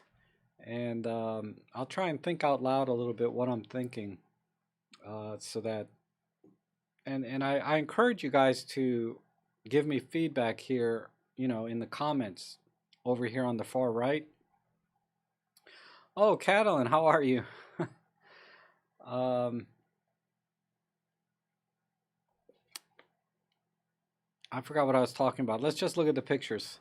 So we have what I'm thinking is we have this nice repeating pattern. So I would have seen that when I was there too, right? And this is probably a shot I would take myself if I was there. I would have liked to see more of the water though. But again, it depends, you know, where you are, right? You might not be able to stand close enough to the water to get it in the shot. So you focused on this. And it's clearly it's midday because the sun is really strong here. So you're getting a lot of highlights kind of blown out. So again, since I don't have um, the raw file, it's going to be a little hard to recover some of the shadows because I can see they're totally gone here and mostly gone here. All the color's been washed out of this image, unfortunately. I mean, I could let me just apply a quick filter. I want to see how much color I can get back out of it. Yeah, not enough. I like how the reds are coming in here, but So we have this red, blue, and green, but the highlights are so gone. I don't think there's any saving it. Hey Andreas, how are you? Yeah, I'm not able to bring much of that back. So what I would do most likely is just go black and white and apply a red filter so that maybe some of this will come back.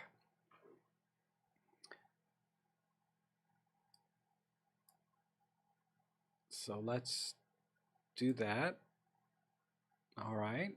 And because compositionally we're in so tight, I don't know if there's much room to move either. But let me give some thought about the composition. I just want to kind of get the tones and the tones right first.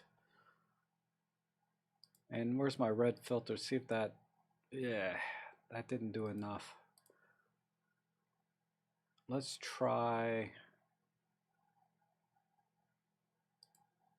I don't have any other options here. So let's leave the red filter on. So that brightened this up a tiny bit. Yeah, you've already done some processing, Bob? Okay. Yeah, that just the color got all washed out, unfortunately. Because there's a lot of interesting color with this blue and red and green, right? So your standard RGB color array is all there. But the harsh light, I would have probably underexposed it a little bit and then worked with it. But anyway, let's see what we can do. Or what I would do. Where's the luminance? Yeah, it's really bright. I can see that. And where's the blues? I mean, you can play with these colors, even though it's a black and white image. It still makes very fine adjustments. Okay, Rick, we'll see you later. Well, I'll try and keep Magrat occupied best I can. Let me see if I can crank the green down.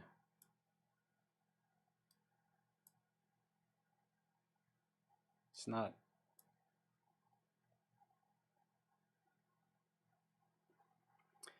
Okay, there it goes. It just took a second to snap in. Bring the blues.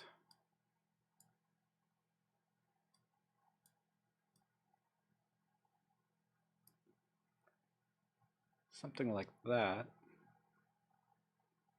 And yeah, I think you're right, Lewis. 20 a square would be good. I was thinking about cropping square, but I'll get to that.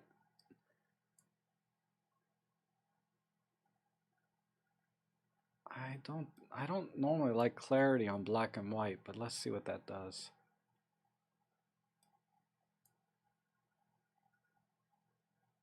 All right. I should have just went right to the curves.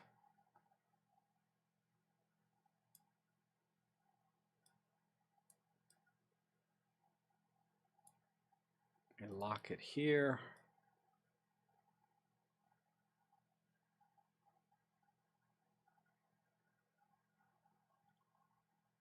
Wow, I just destroyed the highlights.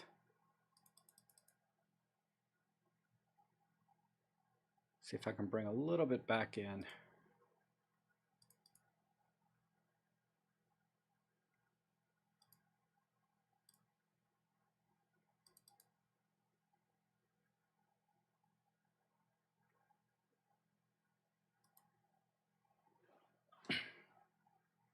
Ah, this is getting dark.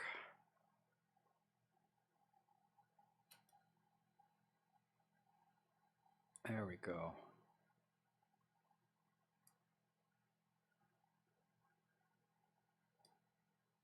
I'm gonna have to leave that all the way there.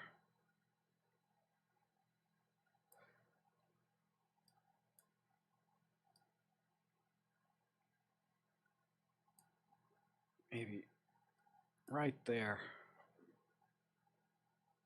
And then what I'm gonna do, I'm gonna try and crop this brick out right here and just keep this brick. So I think Lewis is good with the square.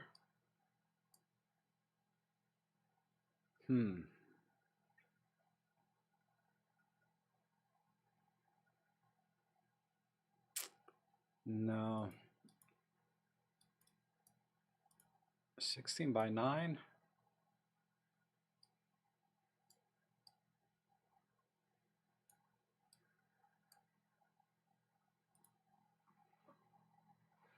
All right, that's starting to feel about right.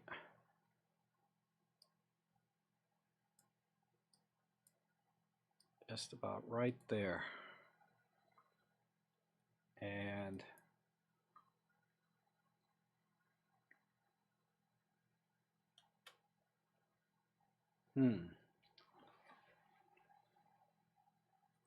okay, I like this crop a little better.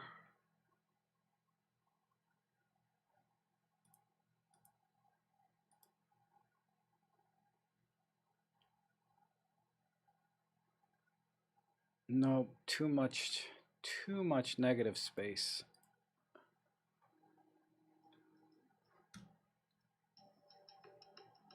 Oh, sorry guys, my mom is calling. give me a second. Hello.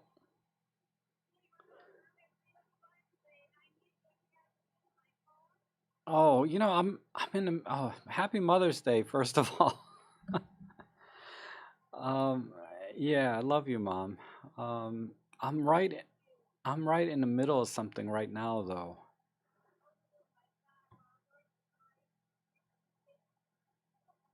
Can I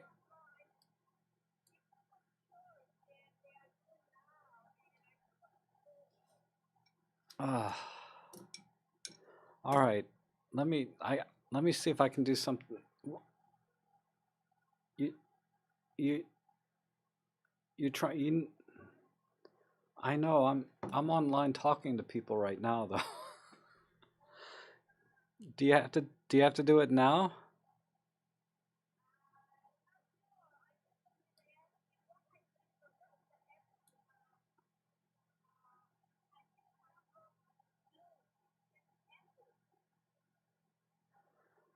Oh, they're using I that's not something I can do quickly. I don't know how to use Zoom.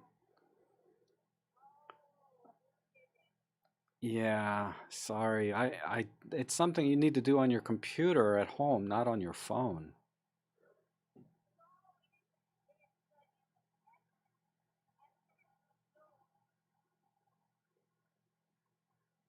Yeah. Uh-huh. Yeah, that's gonna take a while because you have to set up an account, you have to download and install the app, and then oh, I know it's free, but I'm just saying you still have to set up an account. That it's gonna Yeah, I know it's gonna take me a while to do that though. Yeah, yeah, yeah. Are you going anywhere now today? Oh, okay. What time are they doing it? Oh, yeah, then it's gonna be over by the time I come over then. Um, I'll just do it on Tuesday then. I'll just take care of it on Tuesday then.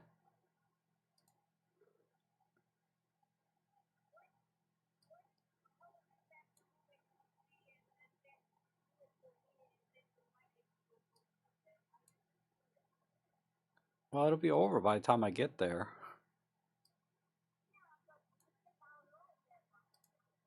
Well, ah, yeah, yeah, Tuesday's better for me because I have appointments on Monday. Okay, Mom, sorry. Okay.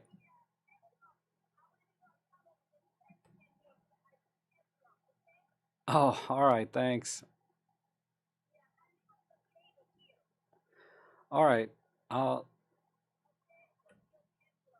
Okay. All right. Thank you. Okay. Bye. Oh. She brought me cantaloupe. um, you can join an account, Zoom without an account if someone else shares a link.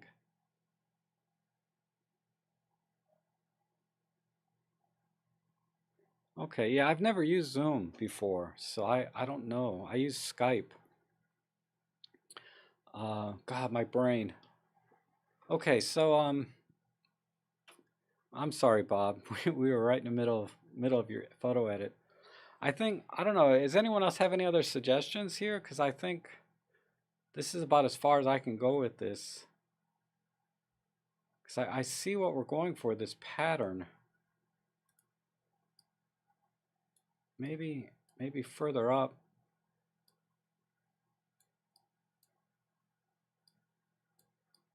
Up to here.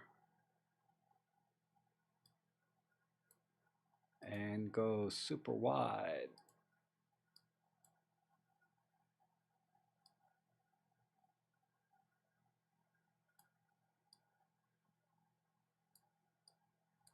Let's try that. Yeah, I think Lewis is right. Lose the wall and soft to be fun.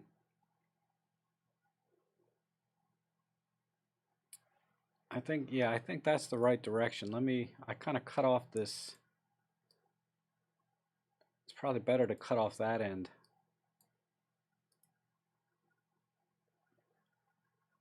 Yeah, I think that works. Okay. I think that works. Only other thing I might try are some, let me put this back into a color.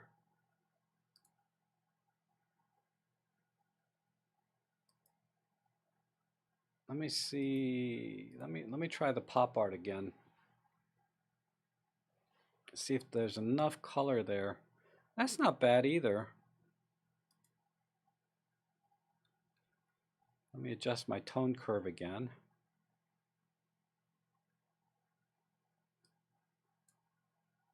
We need to bring the, oh, not that much. Get rid of that one.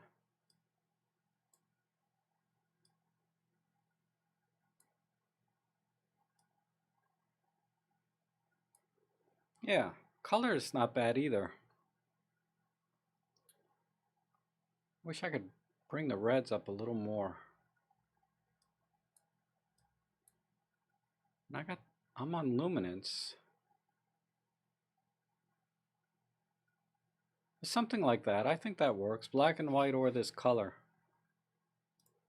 So, nice.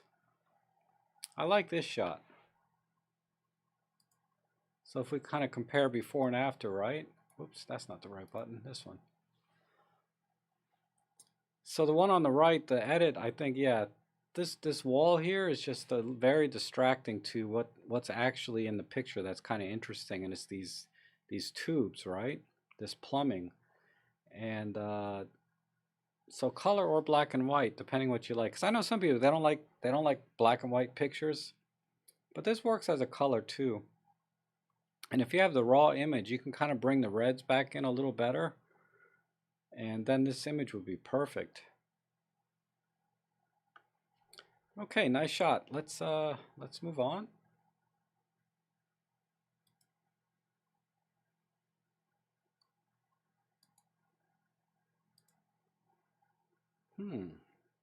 Nice. I love the colors here. Nice pastels.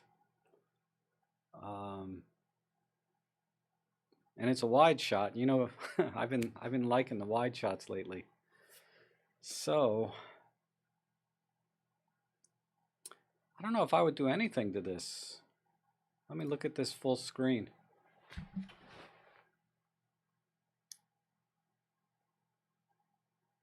I like everything. Horizon is straight. This is a nice shot, Wahab. I wouldn't change a thing.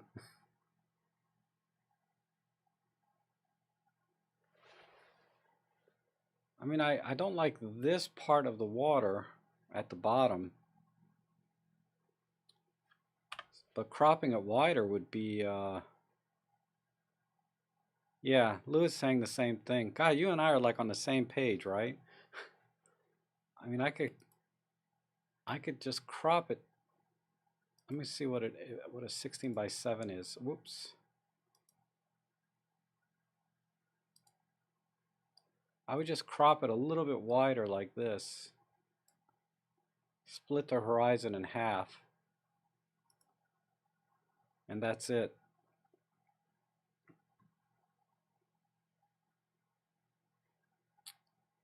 I mean, if I had to pick an art filter, I would make it maybe softer. Or use a pale light. Let me see the pale light. No, it's already been done.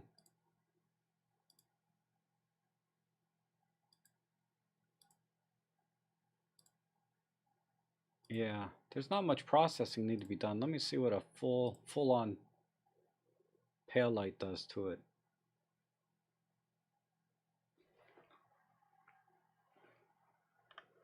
I don't think anything needs to be done. The only other thing that might be kind of fun, keep the horizon off center. Okay, maybe. Maybe lose the light on the left. Yeah, this one here. Where's my diorama? Whoops, not that one, number 1.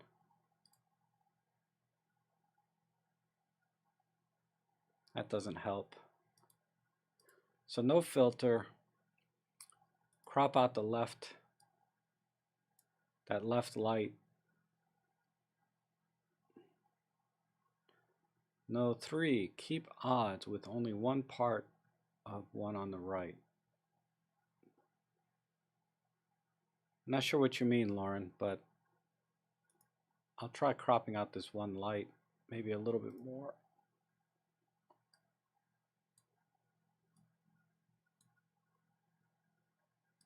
And we can probably lose the sky.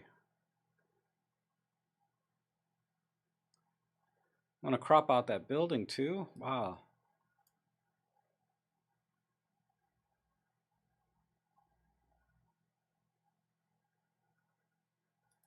Okay.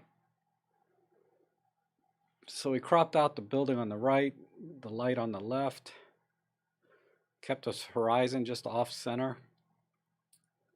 I think that works. Let's compare these.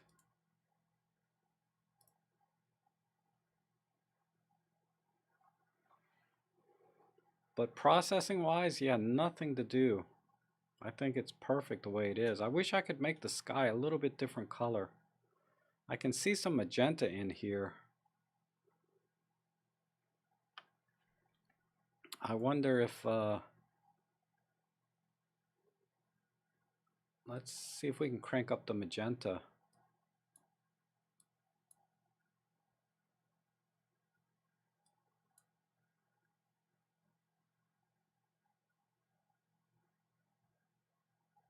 No, it didn't really.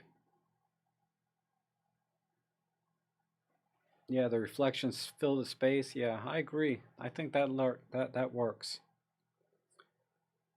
Can I bring the magentas down?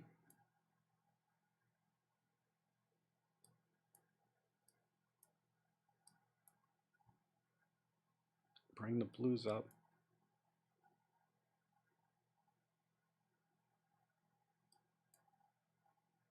And the red.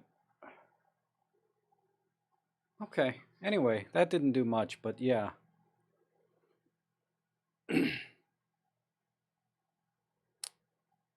I like this boat here.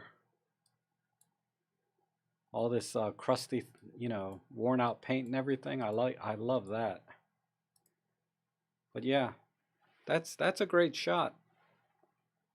Really nice. All right, let's move on. Good shot, Wahab. Oh, nice. Looks crooked to me though. Nice wide angle. What is this? Oh, this is the 8mm fisheye lens. It's a great lens. Let me straighten the horizon.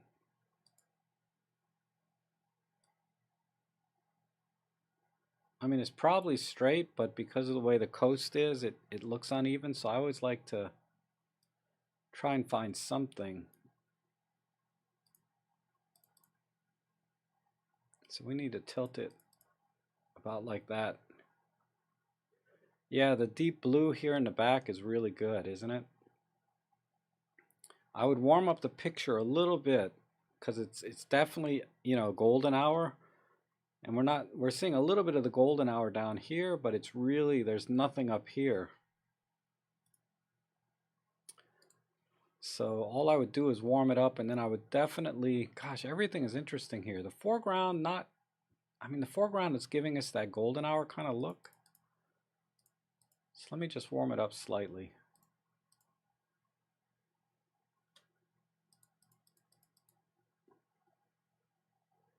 Like that. And then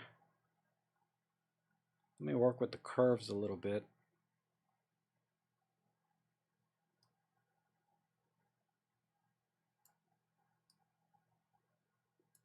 It needs,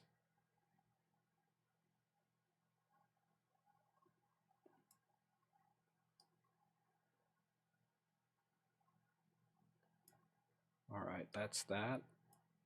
How about if I just do a simple, let's raise the exposure, then crank up the contrast. Right about there. Oh, crap, no, not that much.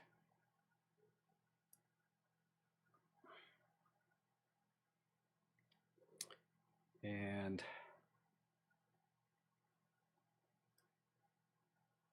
all right, that's about the right luminance. I just want to bring some contrast back in. So let me reset this.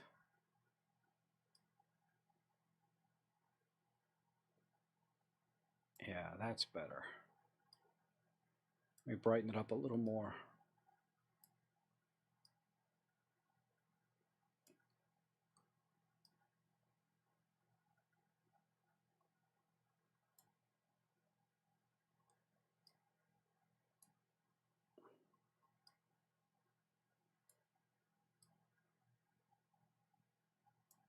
Mm.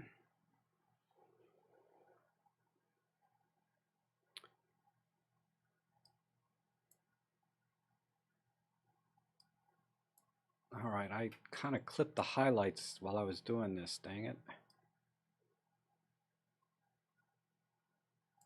Whoops, this one.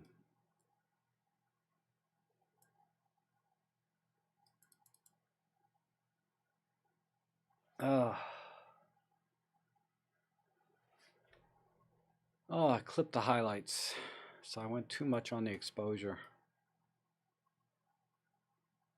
But the image was just a little bit too dark. See if I can brighten it a different way. I just need to bring the shadows in a bit. Okay, there we go.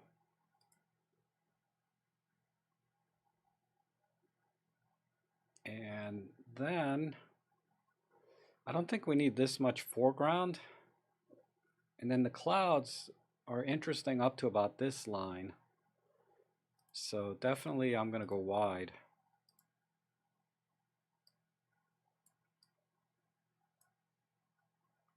Let me see.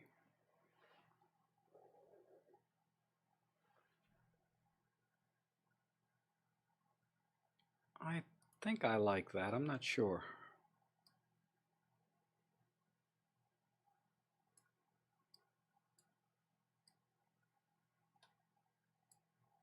Maybe about there.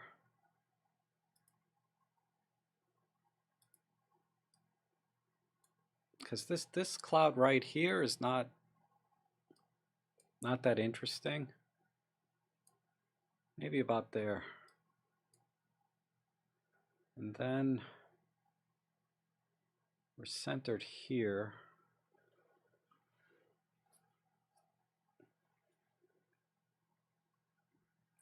Yeah, I think right about there. Like I said, again, if I had the raw file, I would, what are we at, f7.1? I would have probably gone to like f16 and got a starburst here, but that's just me.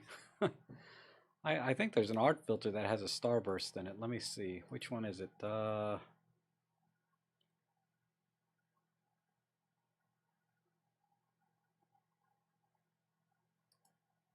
Yeah, Ron says horizon lines should not cut the pictures in half. White, soft, blur, shade. Oh, this, where's the starburst one? I like this vintage look to it though.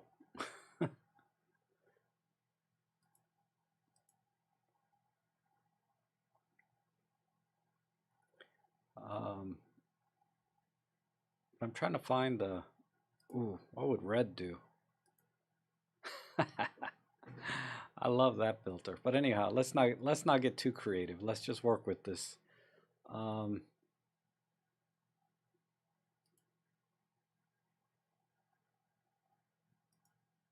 oh, freaking pinhole.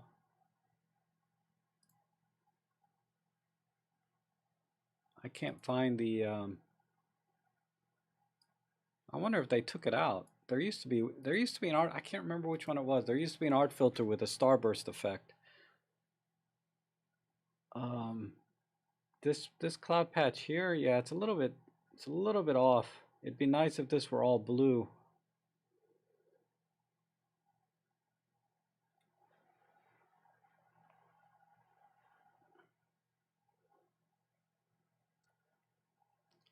I mean, I could brush some of that out maybe.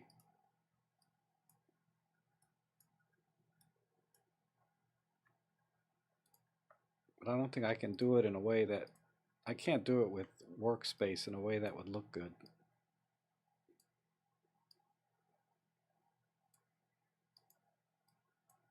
I think this is going to mess it up.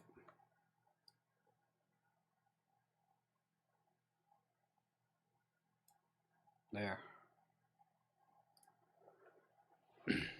Yeah, don't overthink it.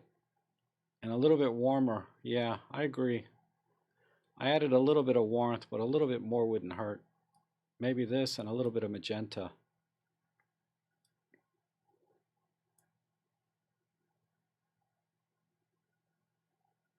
Give that a second to snap in.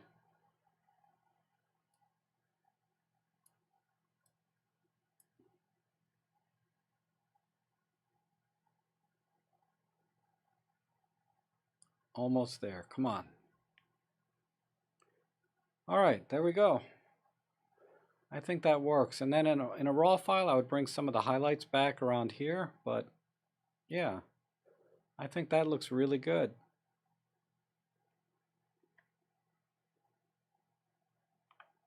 We can do a before and after.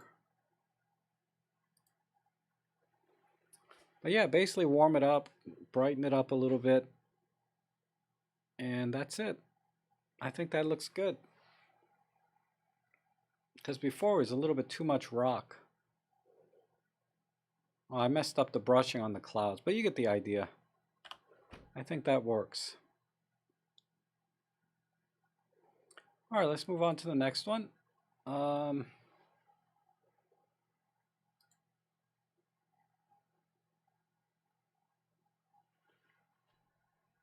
Yeah, I'm always doing anamorphic super wide lately. I've been liking that. I'm going to do opposite here. I think this one needs to be squared off. Because I don't like this tree over here and this, whatever, these branches here coming in. This one right away I can do. I mean, it's a beautiful shot, but right away I need to crop all of that out. Something like that. Let me see how that looks. Yeah, that looks better already to me. And then, I think a vertical would be too narrow, but I'll look, Kostov. I'll look just for you. We'll try a vertical.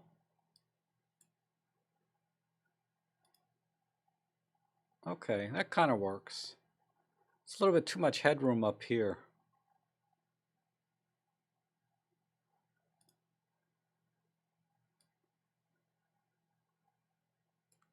See, Lewis is right. God, Lewis and I are like right on the same planet here because I felt like, yeah, there's a little bit too much headroom there too. I think that works.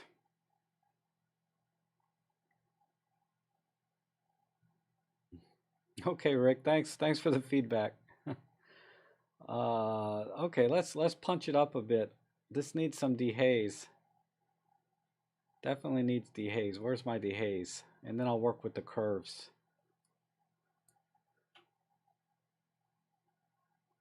All right. Ooh, wait.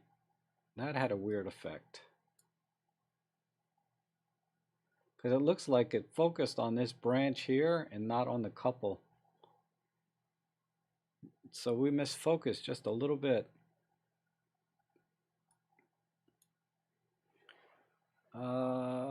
Yeah, that looks good. Now let's work with the curves a little bit. Where are my curves? Here. Right to about, what if we do full on silhouette? Yeah. Let me go back, hold on. Yeah, nice hardcore silhouette right about there. And okay, Sturkis. Thanks for coming in. It looks like you're heading out.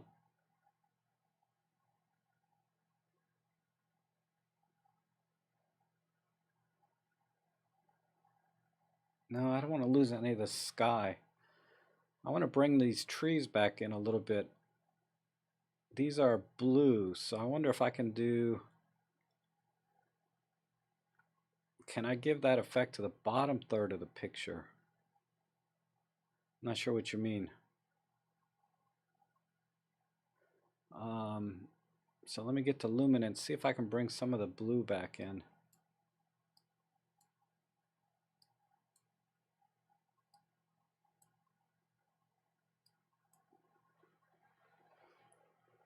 Yeah, the blue is slightly off, but I can work with the hue on the blue a little bit.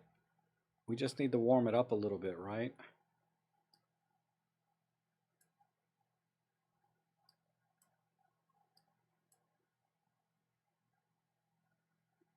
Let me see. Right in here.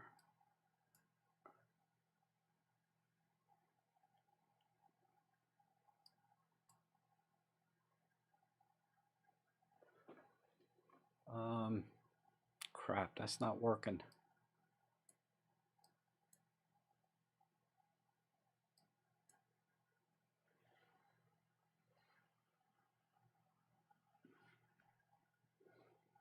Yeah, Bob, with Workspace, you need to have sort of a fairly fast computer, and then the sharpness will snap in and out. Gosh, I don't know if any of that, I just messed up the blues. Now they look green. What am I doing wrong here?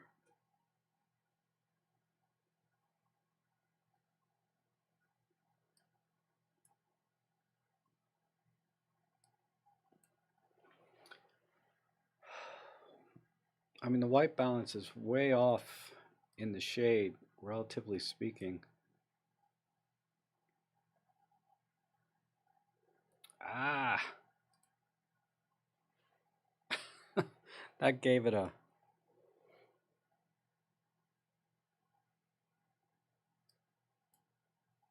See.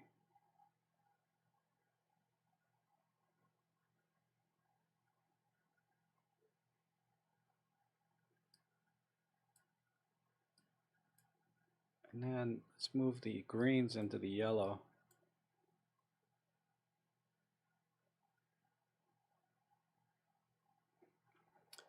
I just can't get the greens out.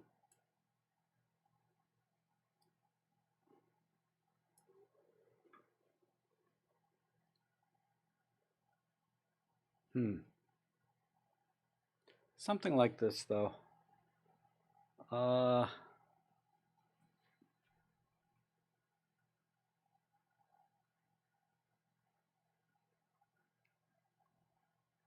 What focal length are you at? 300 millimeter, that's why.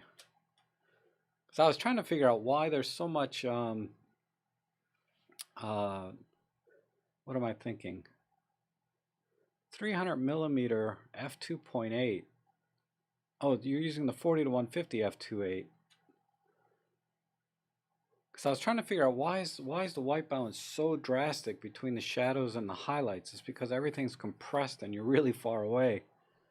So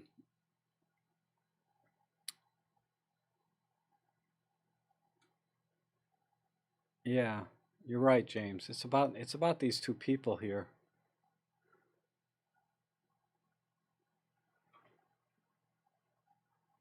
Crap.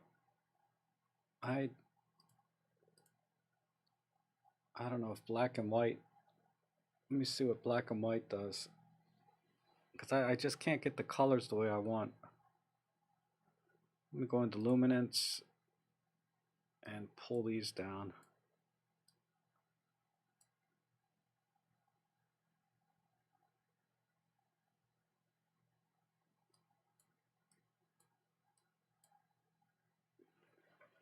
Yeah, I just can't get the colors the way I want, so that's why I'm going to black and white.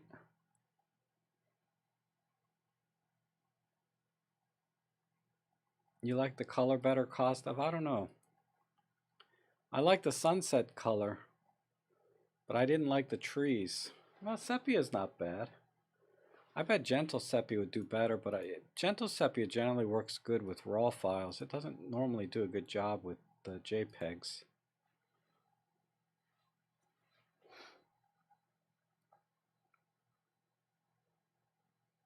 That's not bad. Let me fix the curves now. I don't want to crush all the blacks.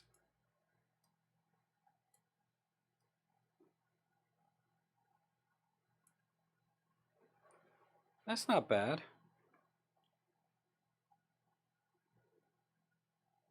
Keep it color, crop way down, crop brush on the right. Yeah, see, nature, I'm kind of with you. I kind of like the black and white.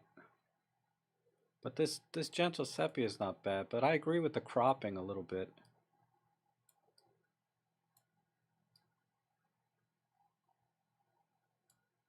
Just right in here.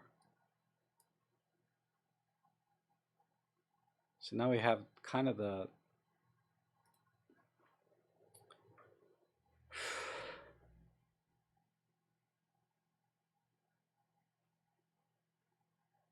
I think that works.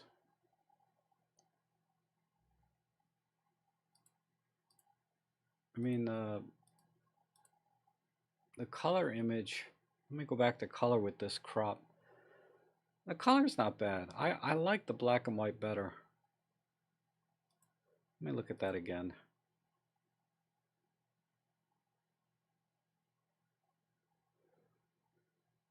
Yeah, I see where Kostov is saying you can't tell this is a sunset when it's in black and white.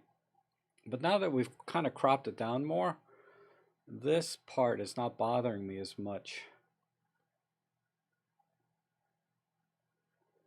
And let me turn off these color adjustments. Now it's better with them.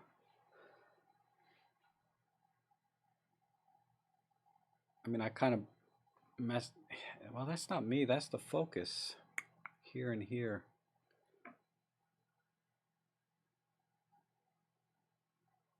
Your tint gave it focus. Yeah, I think so. Okay, that's all I can do there.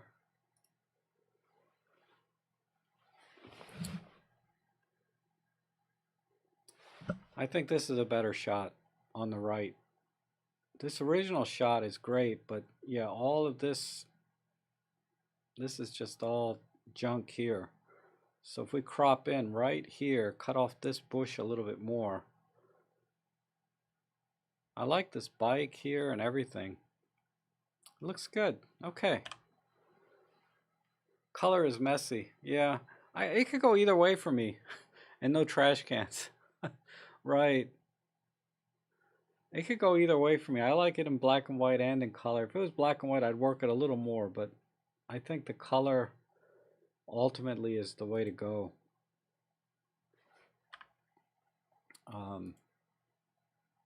This shot here. Okay, let's move on. Oh, I have a shot like this. I did a terrible job on mine. Let's see. Wow, the highlights are totally gone. Really bright day. I think we're definitely gonna have to just bring the exposure down first.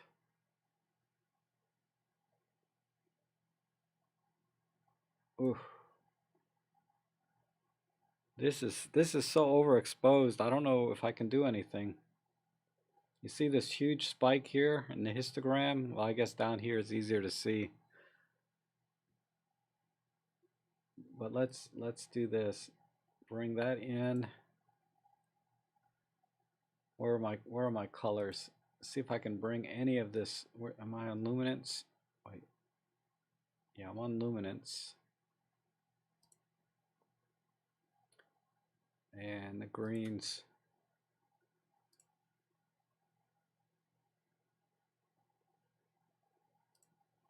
And the yellows.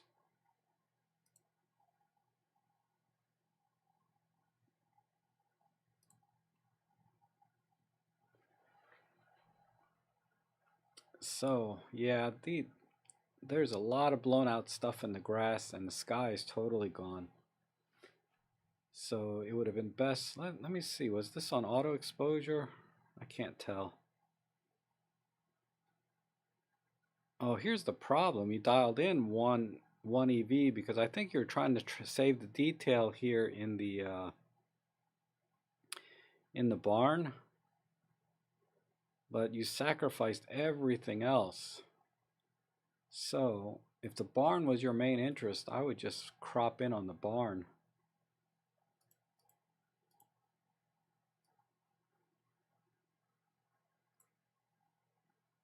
And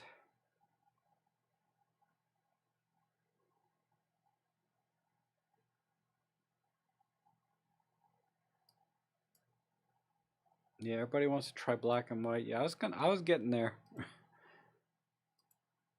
This shot actually would look good in sepia, because you know, old barns and stuff. Sepia is usually a good way to go. And then let me change the crop. I cropped a little bit too much out.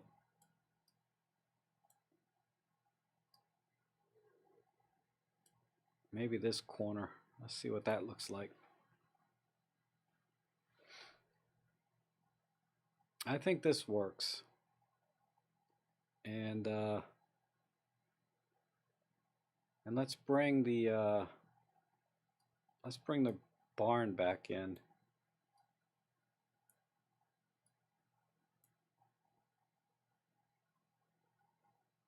I might have to do that with a curve.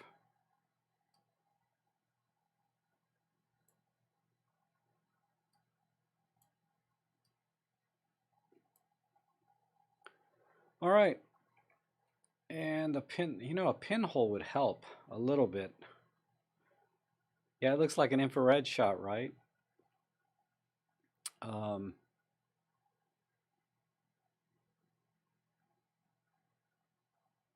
You think the gentle sepia is a little bit too much? Well, it's partially because I've been editing too.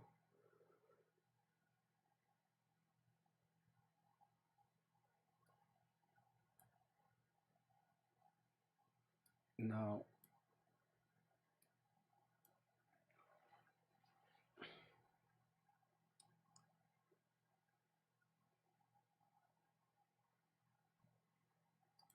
Yeah.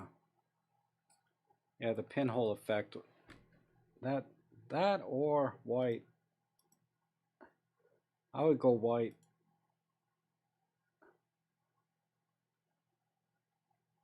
Yeah, I think that works. I know some people don't like the white pinhole. I mean, let me look at the dark one. I don't know if I'd go dark.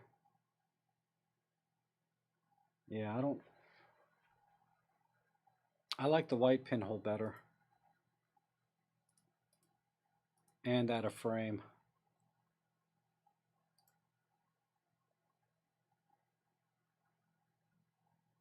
Ooh, no, that frame looks like crap. Hold on.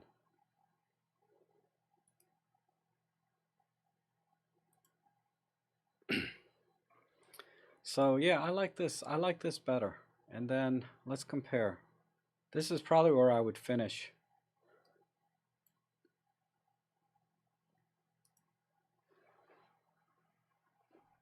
Yeah, I like that. Actually, that's a really good picture now. I need to punch the blacks a little bit. Hold on. Let me punch in the blacks a little bit. It just needs a little bit of dehaze or something. I want to get a little more grain in the barn itself. So if I move this just a tad over.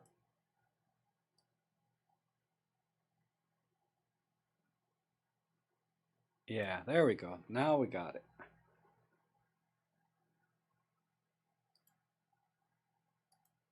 There. Now I think that's actually a decent shot. I kind of killed the contrast over here. Oh, see, this is what happens when you start looking at it too long.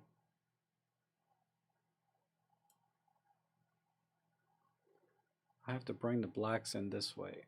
All right. All right, now I'm done. Now I'm done. I like this. Composition's better, and I can see all the wood. I like this. Thanks, guys. All right. Yeah, go back when it's snowing, right? Because that took a picture that was almost not doable to something I think is actually looks really good. Let me do a full screen. I actually really like this picture now.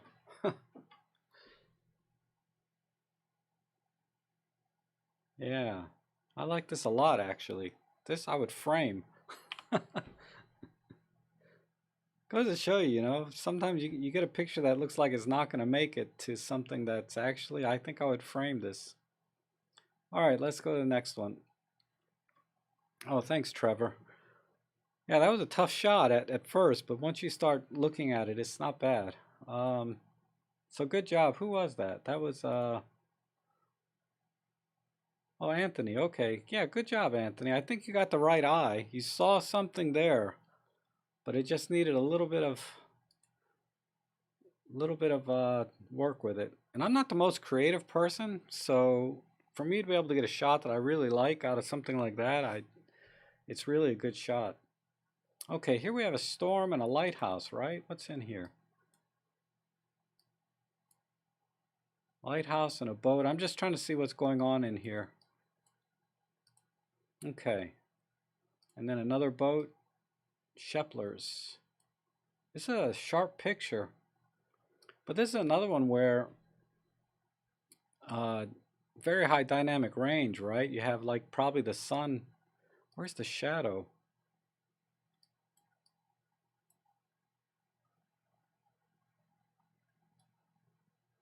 Yeah, I see that, Lewis. Yeah, I mean, there's a story right here, right? You have this ship next to this lighthouse because when you back off, it's hard to get any perspective how big this is relative to the boat. And this almost doesn't even look like a boat when you're this far out. But yeah, the sky is kind of where the, let me try dramatic tone real quick.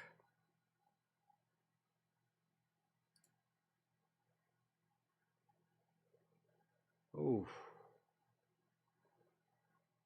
no.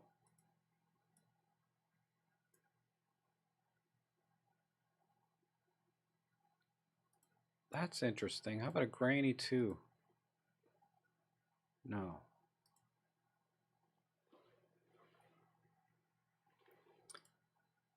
All right, so yeah, because I'm working with the JPEG, I'm getting kind of these artifacts, but let's work with this. And then let me crop it. Let's get rid of this boat. Maybe this barge here. Oh, stay in a standard. Oh, we're gonna get too much of the artifacts in if I crop in that much.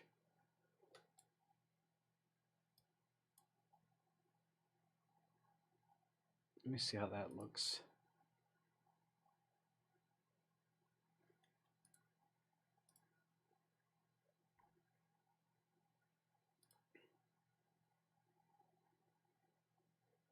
So what I need to do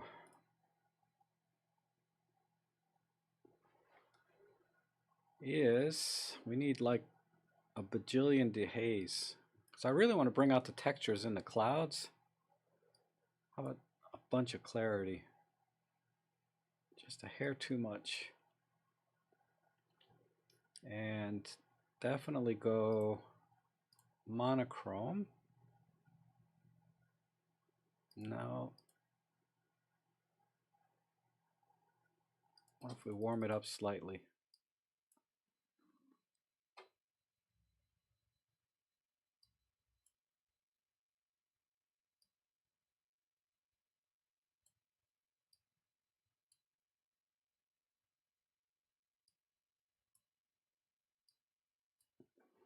Because this sun, the sun is coming in here.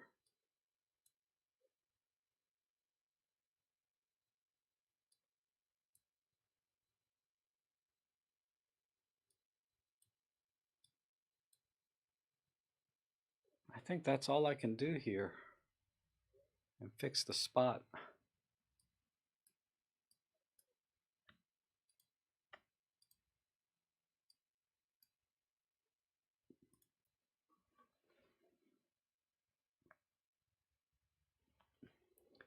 Yeah, I think you're right, Lewis. If we exposed for the clouds and just focused on maybe from right here, I mean, this is always my go-to, right?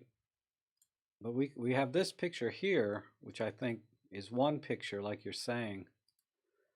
And then we have this picture up here, which is, well, I cropped a little bit too much. Maybe right about there.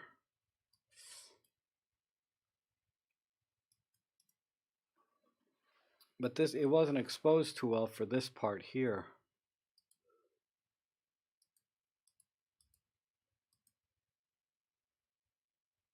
But a dramatic tone normally brings out the clouds, but I don't have enough detail or information to use a dramatic tone.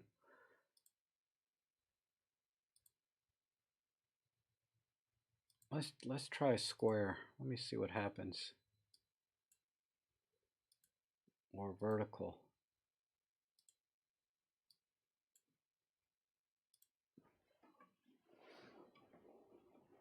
Actually, this is not too bad. Oh, Plato said it already. Yeah, the part on the left is not that interesting. I think right in here works.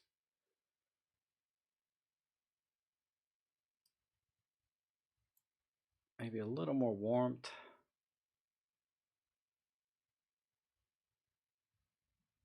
Where's my dehaze and clarity? Turn this off.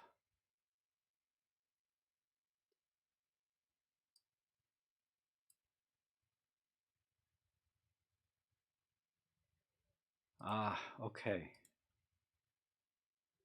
What if we did that?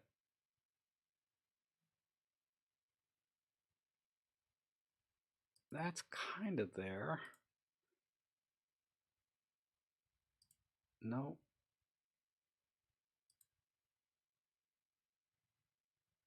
That's what I would do. I would just put a soft filter on it, and then let's see what effects we have here.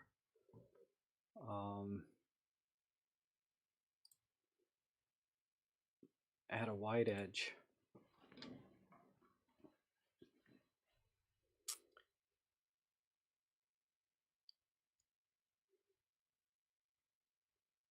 Yep, I like this.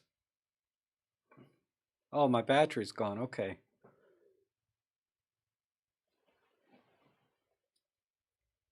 Lose the lighthouse altogether.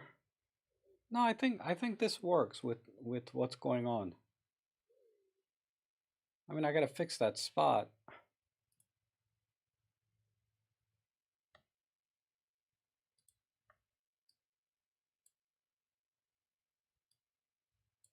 Kind of like that. I don't know if that.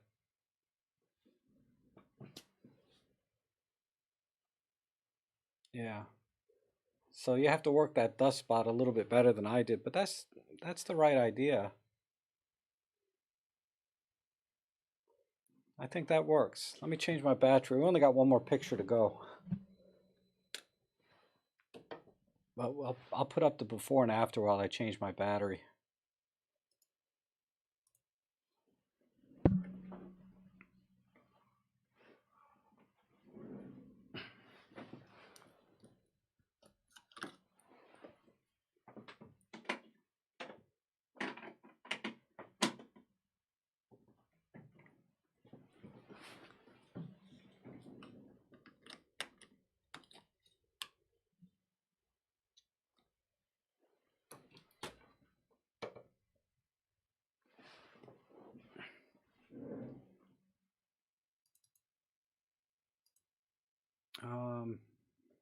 Why didn't my picture come back?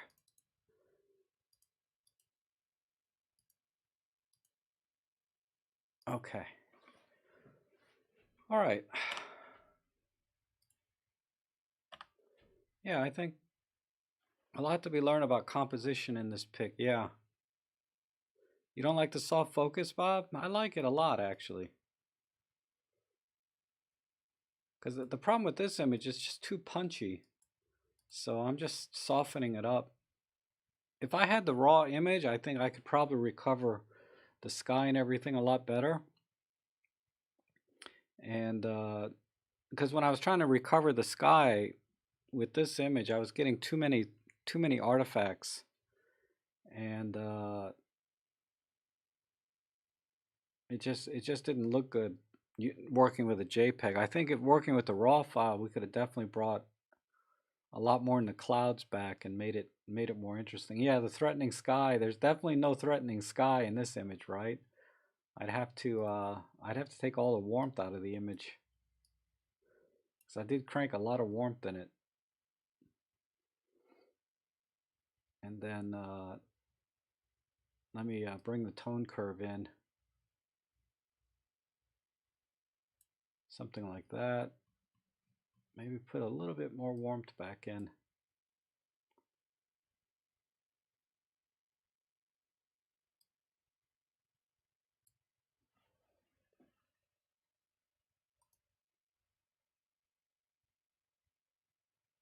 Yeah,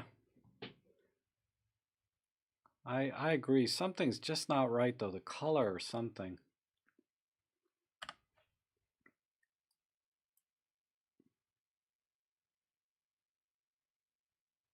There we go. That helps. Take out some of the magenta. But yeah, this is where I would leave it. That's the best I can do. I mean, fix the spot here a little better. And the horizon's slightly crooked here too, it looks like. But then this boat is straight. So I think we're okay. All right, let's go to the next and last one. You got one more, Bob? Okay, I'll see if I can grab that real quick. Let me look at this full screen. I can't.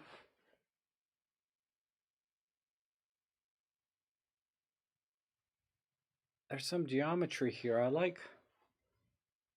So, wow, it's a really good mix. We got some strong angles here, then we have a curve here, then we got straight lines. This is kind of interesting the way it is.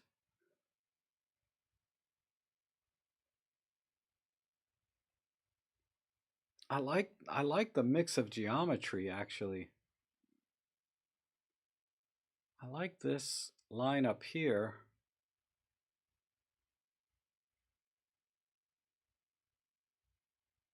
I like this curve intersecting this. Man, I like this picture a lot actually. When I first looked at it, I was like, what is this? And then when you start to look at it, I really like it. I would just do some contrast and straighten it out a little bit. But this just needs a tiny bit here.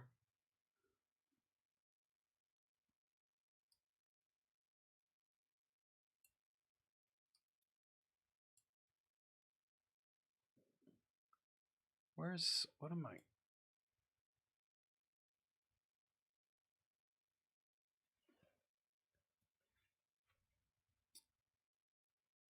Yeah, now let me see if it just needs a little bit of straightening.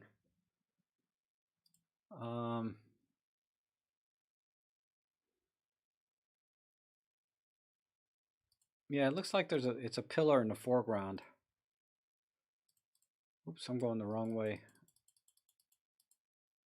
So I have this line straight, but then now the pillar is crooked. So we got some, we're gonna have to work with the,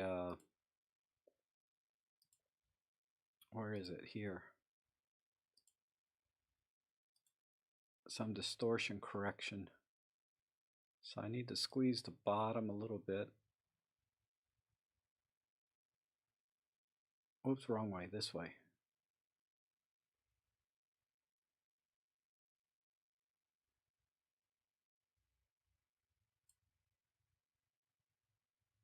And this way a little bit.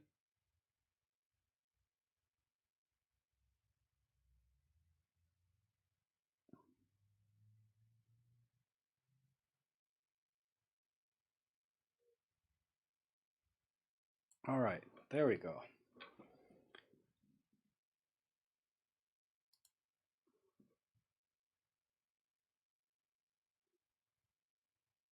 Yeah, I think this looks good. And then make it a real black and white, because there's a hint of color in here. So we'll just take all the color out. I don't know, the color actually, yeah, let's take all the color out. Let me put this back up.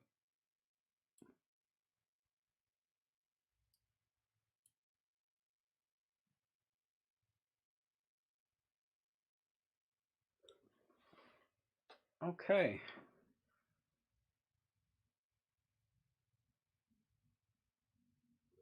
Ron says, if it was mine, I'd cut out the portion of the upper center and bring the top section closer to the bottom section.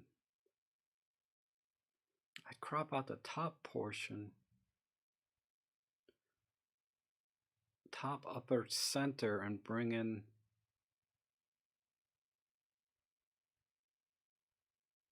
the top section closer to the...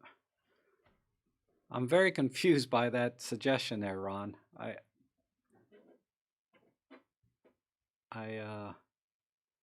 don't know what you mean. Crop out much of the black area. So you're saying this. Is that what you mean?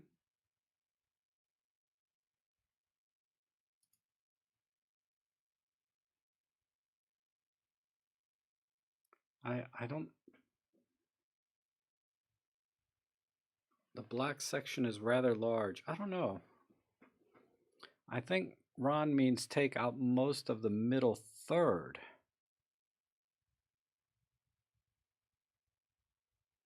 He means crop the center and lower the top third. I'm still lost. Chop the center. I still don't get what you guys are trying to tell me. Ron says, no, the area between the top pattern and the bottom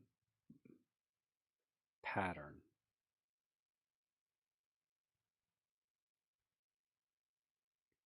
Oh, you're saying cut out. All right, yeah. So you would cut out and compress it down. Okay, yeah, Johannes. Okay, okay, now I understand what you're saying. Yeah, I can't do that in Workspace, but I see what you mean. You would just cut out this part, like, you would cut this part out, right? This black part, and just leave the top and bottom. Yeah, that's not something I can do in Workspace, unfortunately. But I do like these diagonals up here. And this black space, really, it doesn't bother me too much. But let's see what we got here. Whoops. Go back, before and after. So all I did really was just crush the blacks, convert it to black and white, and did some distortion correction. It needs a little bit more distortion correction, but I'm pretty much at the limits of what I can do with Workspace anyway. But that looks really good. This is a really interesting picture. Really, really interesting. I like it a lot. It's a shame I'm going to delete this when the show's over, but yeah.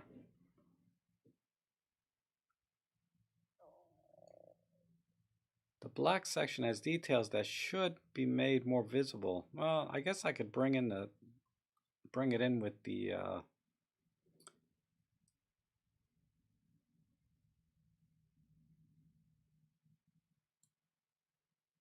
I don't know if that really helps or not. I see where you're going, but I can't bring in this part without killing this. I'd almost want this to be almost pitch black. I wonder if I can do that.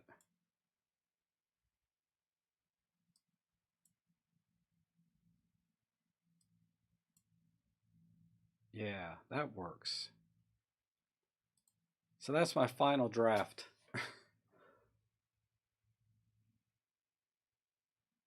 Just enough. I like it though. I like all the different angles. You got a triangles, I mean diagonals, squares. You got, you know, stripes, and then you got this half side. Man, I like everything about it. The upper part was distracting. Wow, I disagree. I like this. I like this part at the top. I feel like if it was just here in the bottom, it would just be like if we just did this part down here, this to me just hurts my eyes. I like I like the whole thing.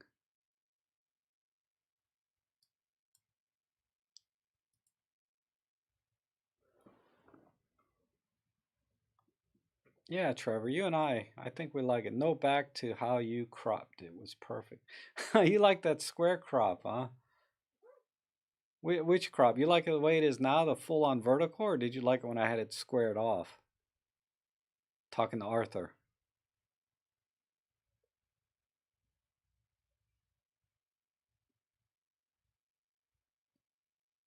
All right, so what I'm going to do is I'm going to bring in, somebody said they sent one more picture. So let me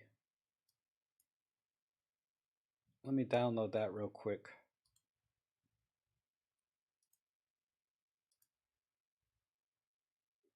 Oh man, there's a bunch in here. I'm not going to be able to get to all of these. So I'm already 3 hours in. So I need to stop here then. But I'll do Bob's real quick. Let me download this.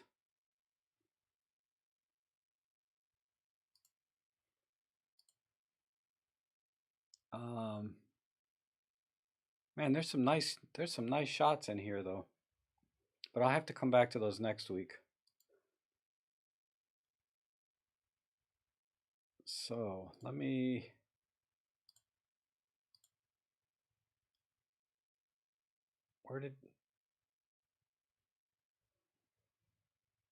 Where is it? I downloaded it.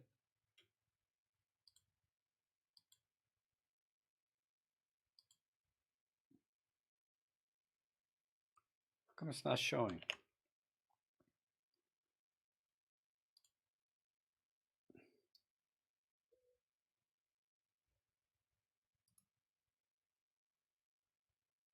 Open folder. Yeah, it's in the right place. So, oh, here it is. Duh. Okay, I see it. And all right, last one.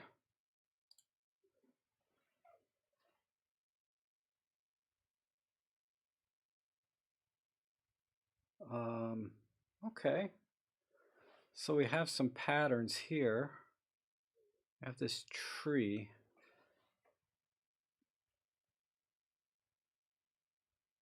I would, let me see if I can bring some of the sky back in.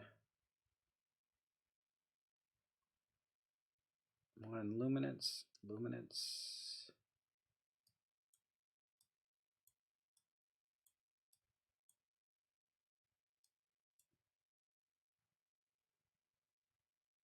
And okay, that helps a little bit. A little bit of haze.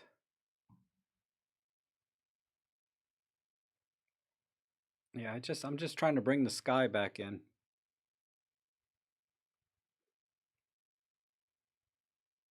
You've probably seen filmed, or you should do this before looking through the viewfinder.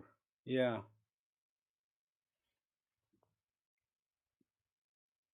Crop off this part at the bottom. Yeah. I think,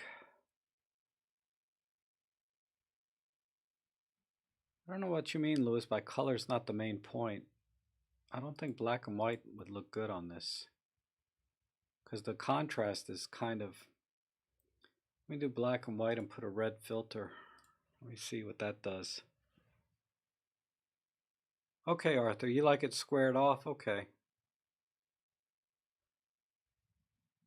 Well, you and I disagree. I like the taller one myself. Black and white's okay. It's just a little bit too much road in here. I think a vertical would look better.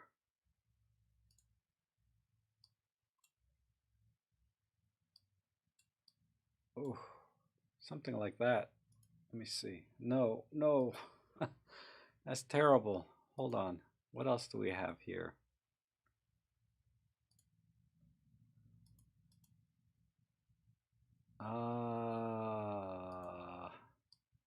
Maybe a square.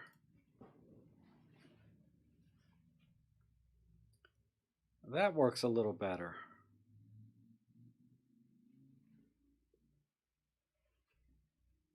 Yeah, I think nature with music, the curved lines are the main point, but by cropping in and getting the tree, I get more focus on the lines. Um, Not black and white, yeah, maybe not. We'll go back to the color. But this needs, let me look at these lines again. I don't know if this,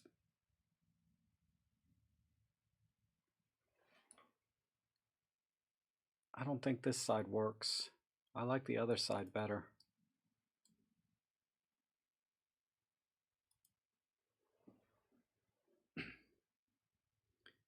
I wonder if I can crop out just this little piece right here.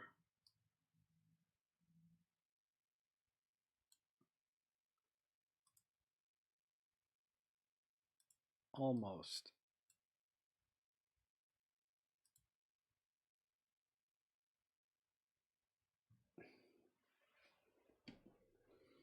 No, it's just too much. We have to keep everything in. Just like that.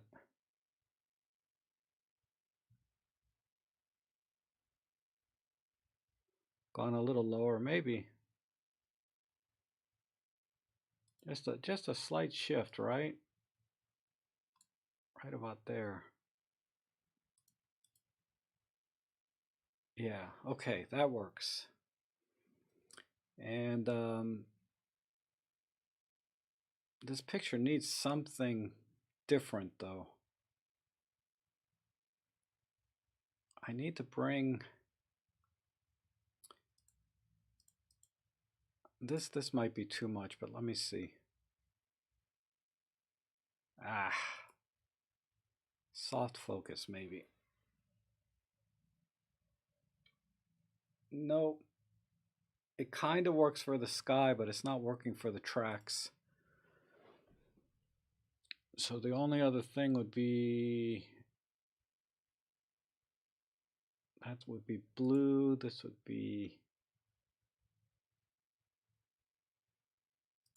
I don't know.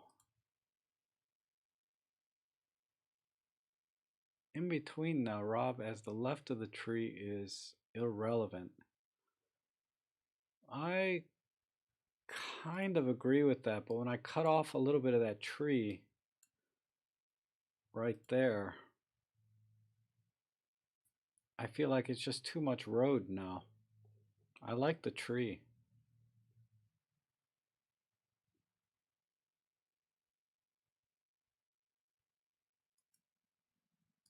Yeah, I like this. I like this corner right here because it has all the color.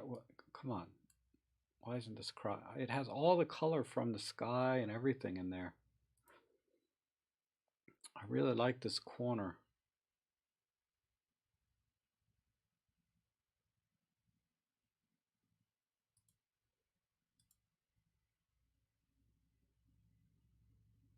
Let me turn off the filter. I think I like the soft filter.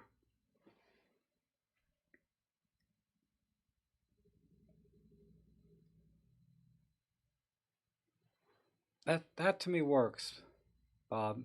I don't know. Is it possible to increase the contrast slightly? So you want to go totally opposite.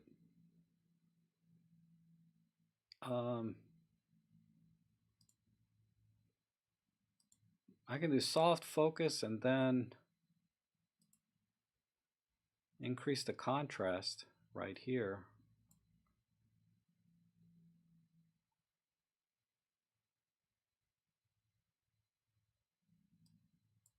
And what color is this? Is kind of a yellow. Where am I? Luminance? Let me see if I can bring some of these other colors back in.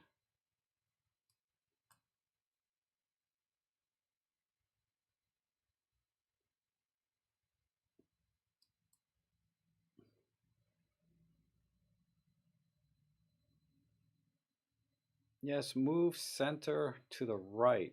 Really? Yeah, I don't have a way to do it, archery.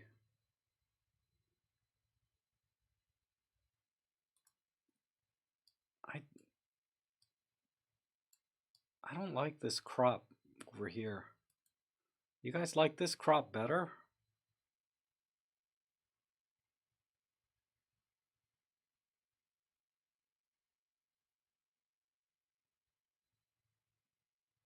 I just don't like it. I like the tree.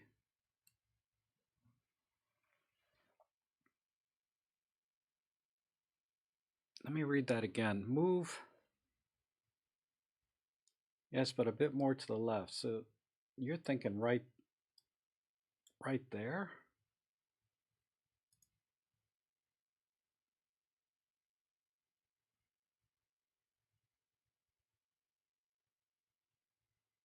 I would have shifted slightly more to the right. An inchy bit off on the bottom. Yeah, I'm fine with that.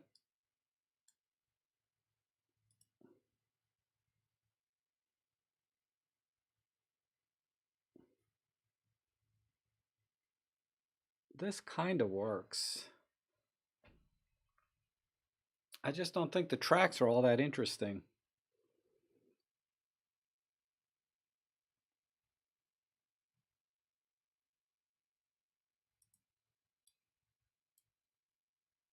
Right there. Okay, this is not bad. But I just don't.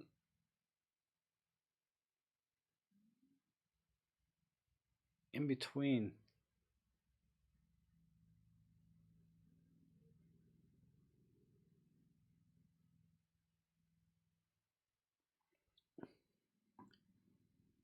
Oh, you guys like those tracks, huh?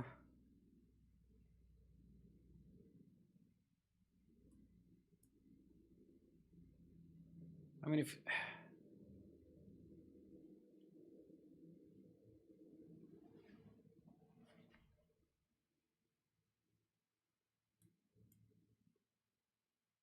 Yeah, we should have an editing competition, I know. Needs a man in red, yeah. I mean, I get where the story's supposed to be in the tracks, but I just...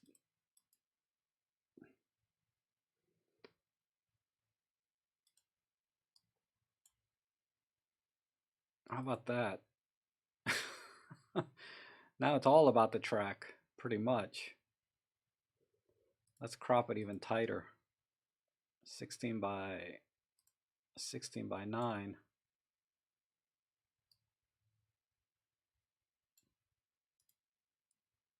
I don't like the tracks.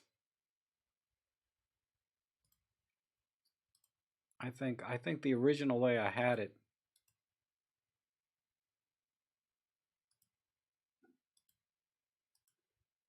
Wait, what does that look like?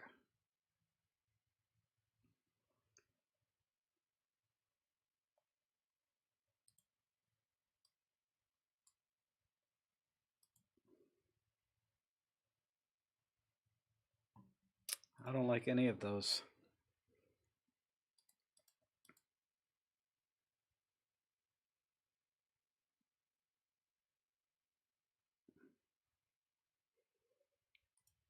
I like this the best, personally. I mean, I know everybody kind of likes this picture in different ways, but I like this the best.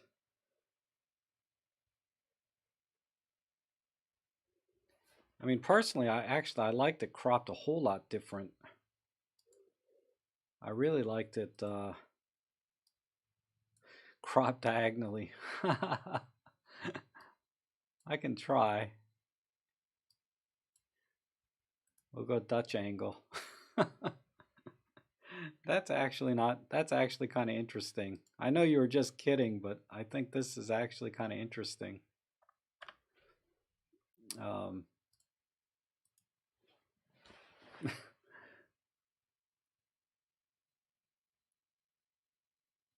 I like this actually too, but I think there's some delay in the chatting here because the feedback is a little bit delayed.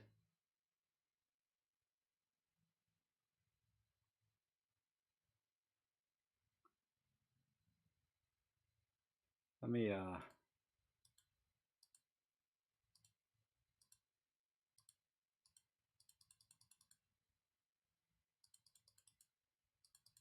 man, how far back do I need to go? Why is the cropping not right? It's not on. Oh, there we go.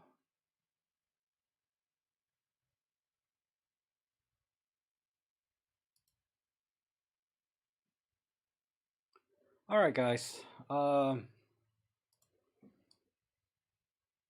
think we all kind of agreed right there somewhere. Kind of like that. Mm.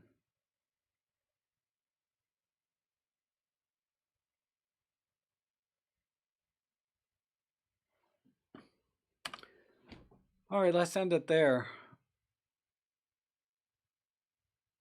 You like the original, Ron? Yeah, the original was actually not bad either. Yeah, everybody's saying the camera was a little bit too high. Could be, yeah. It'd have been interesting to get more of the texture in the tracks, and then it leading up to something. But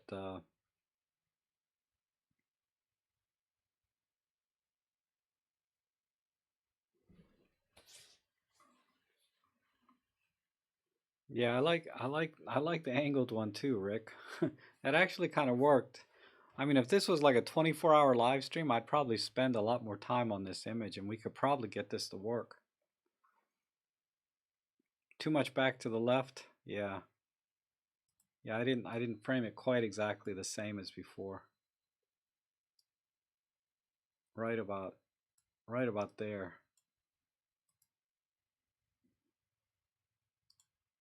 Something like that. But okay, guys and ladies, if you're there, happy Mother's Day. Thanks for everybody coming in.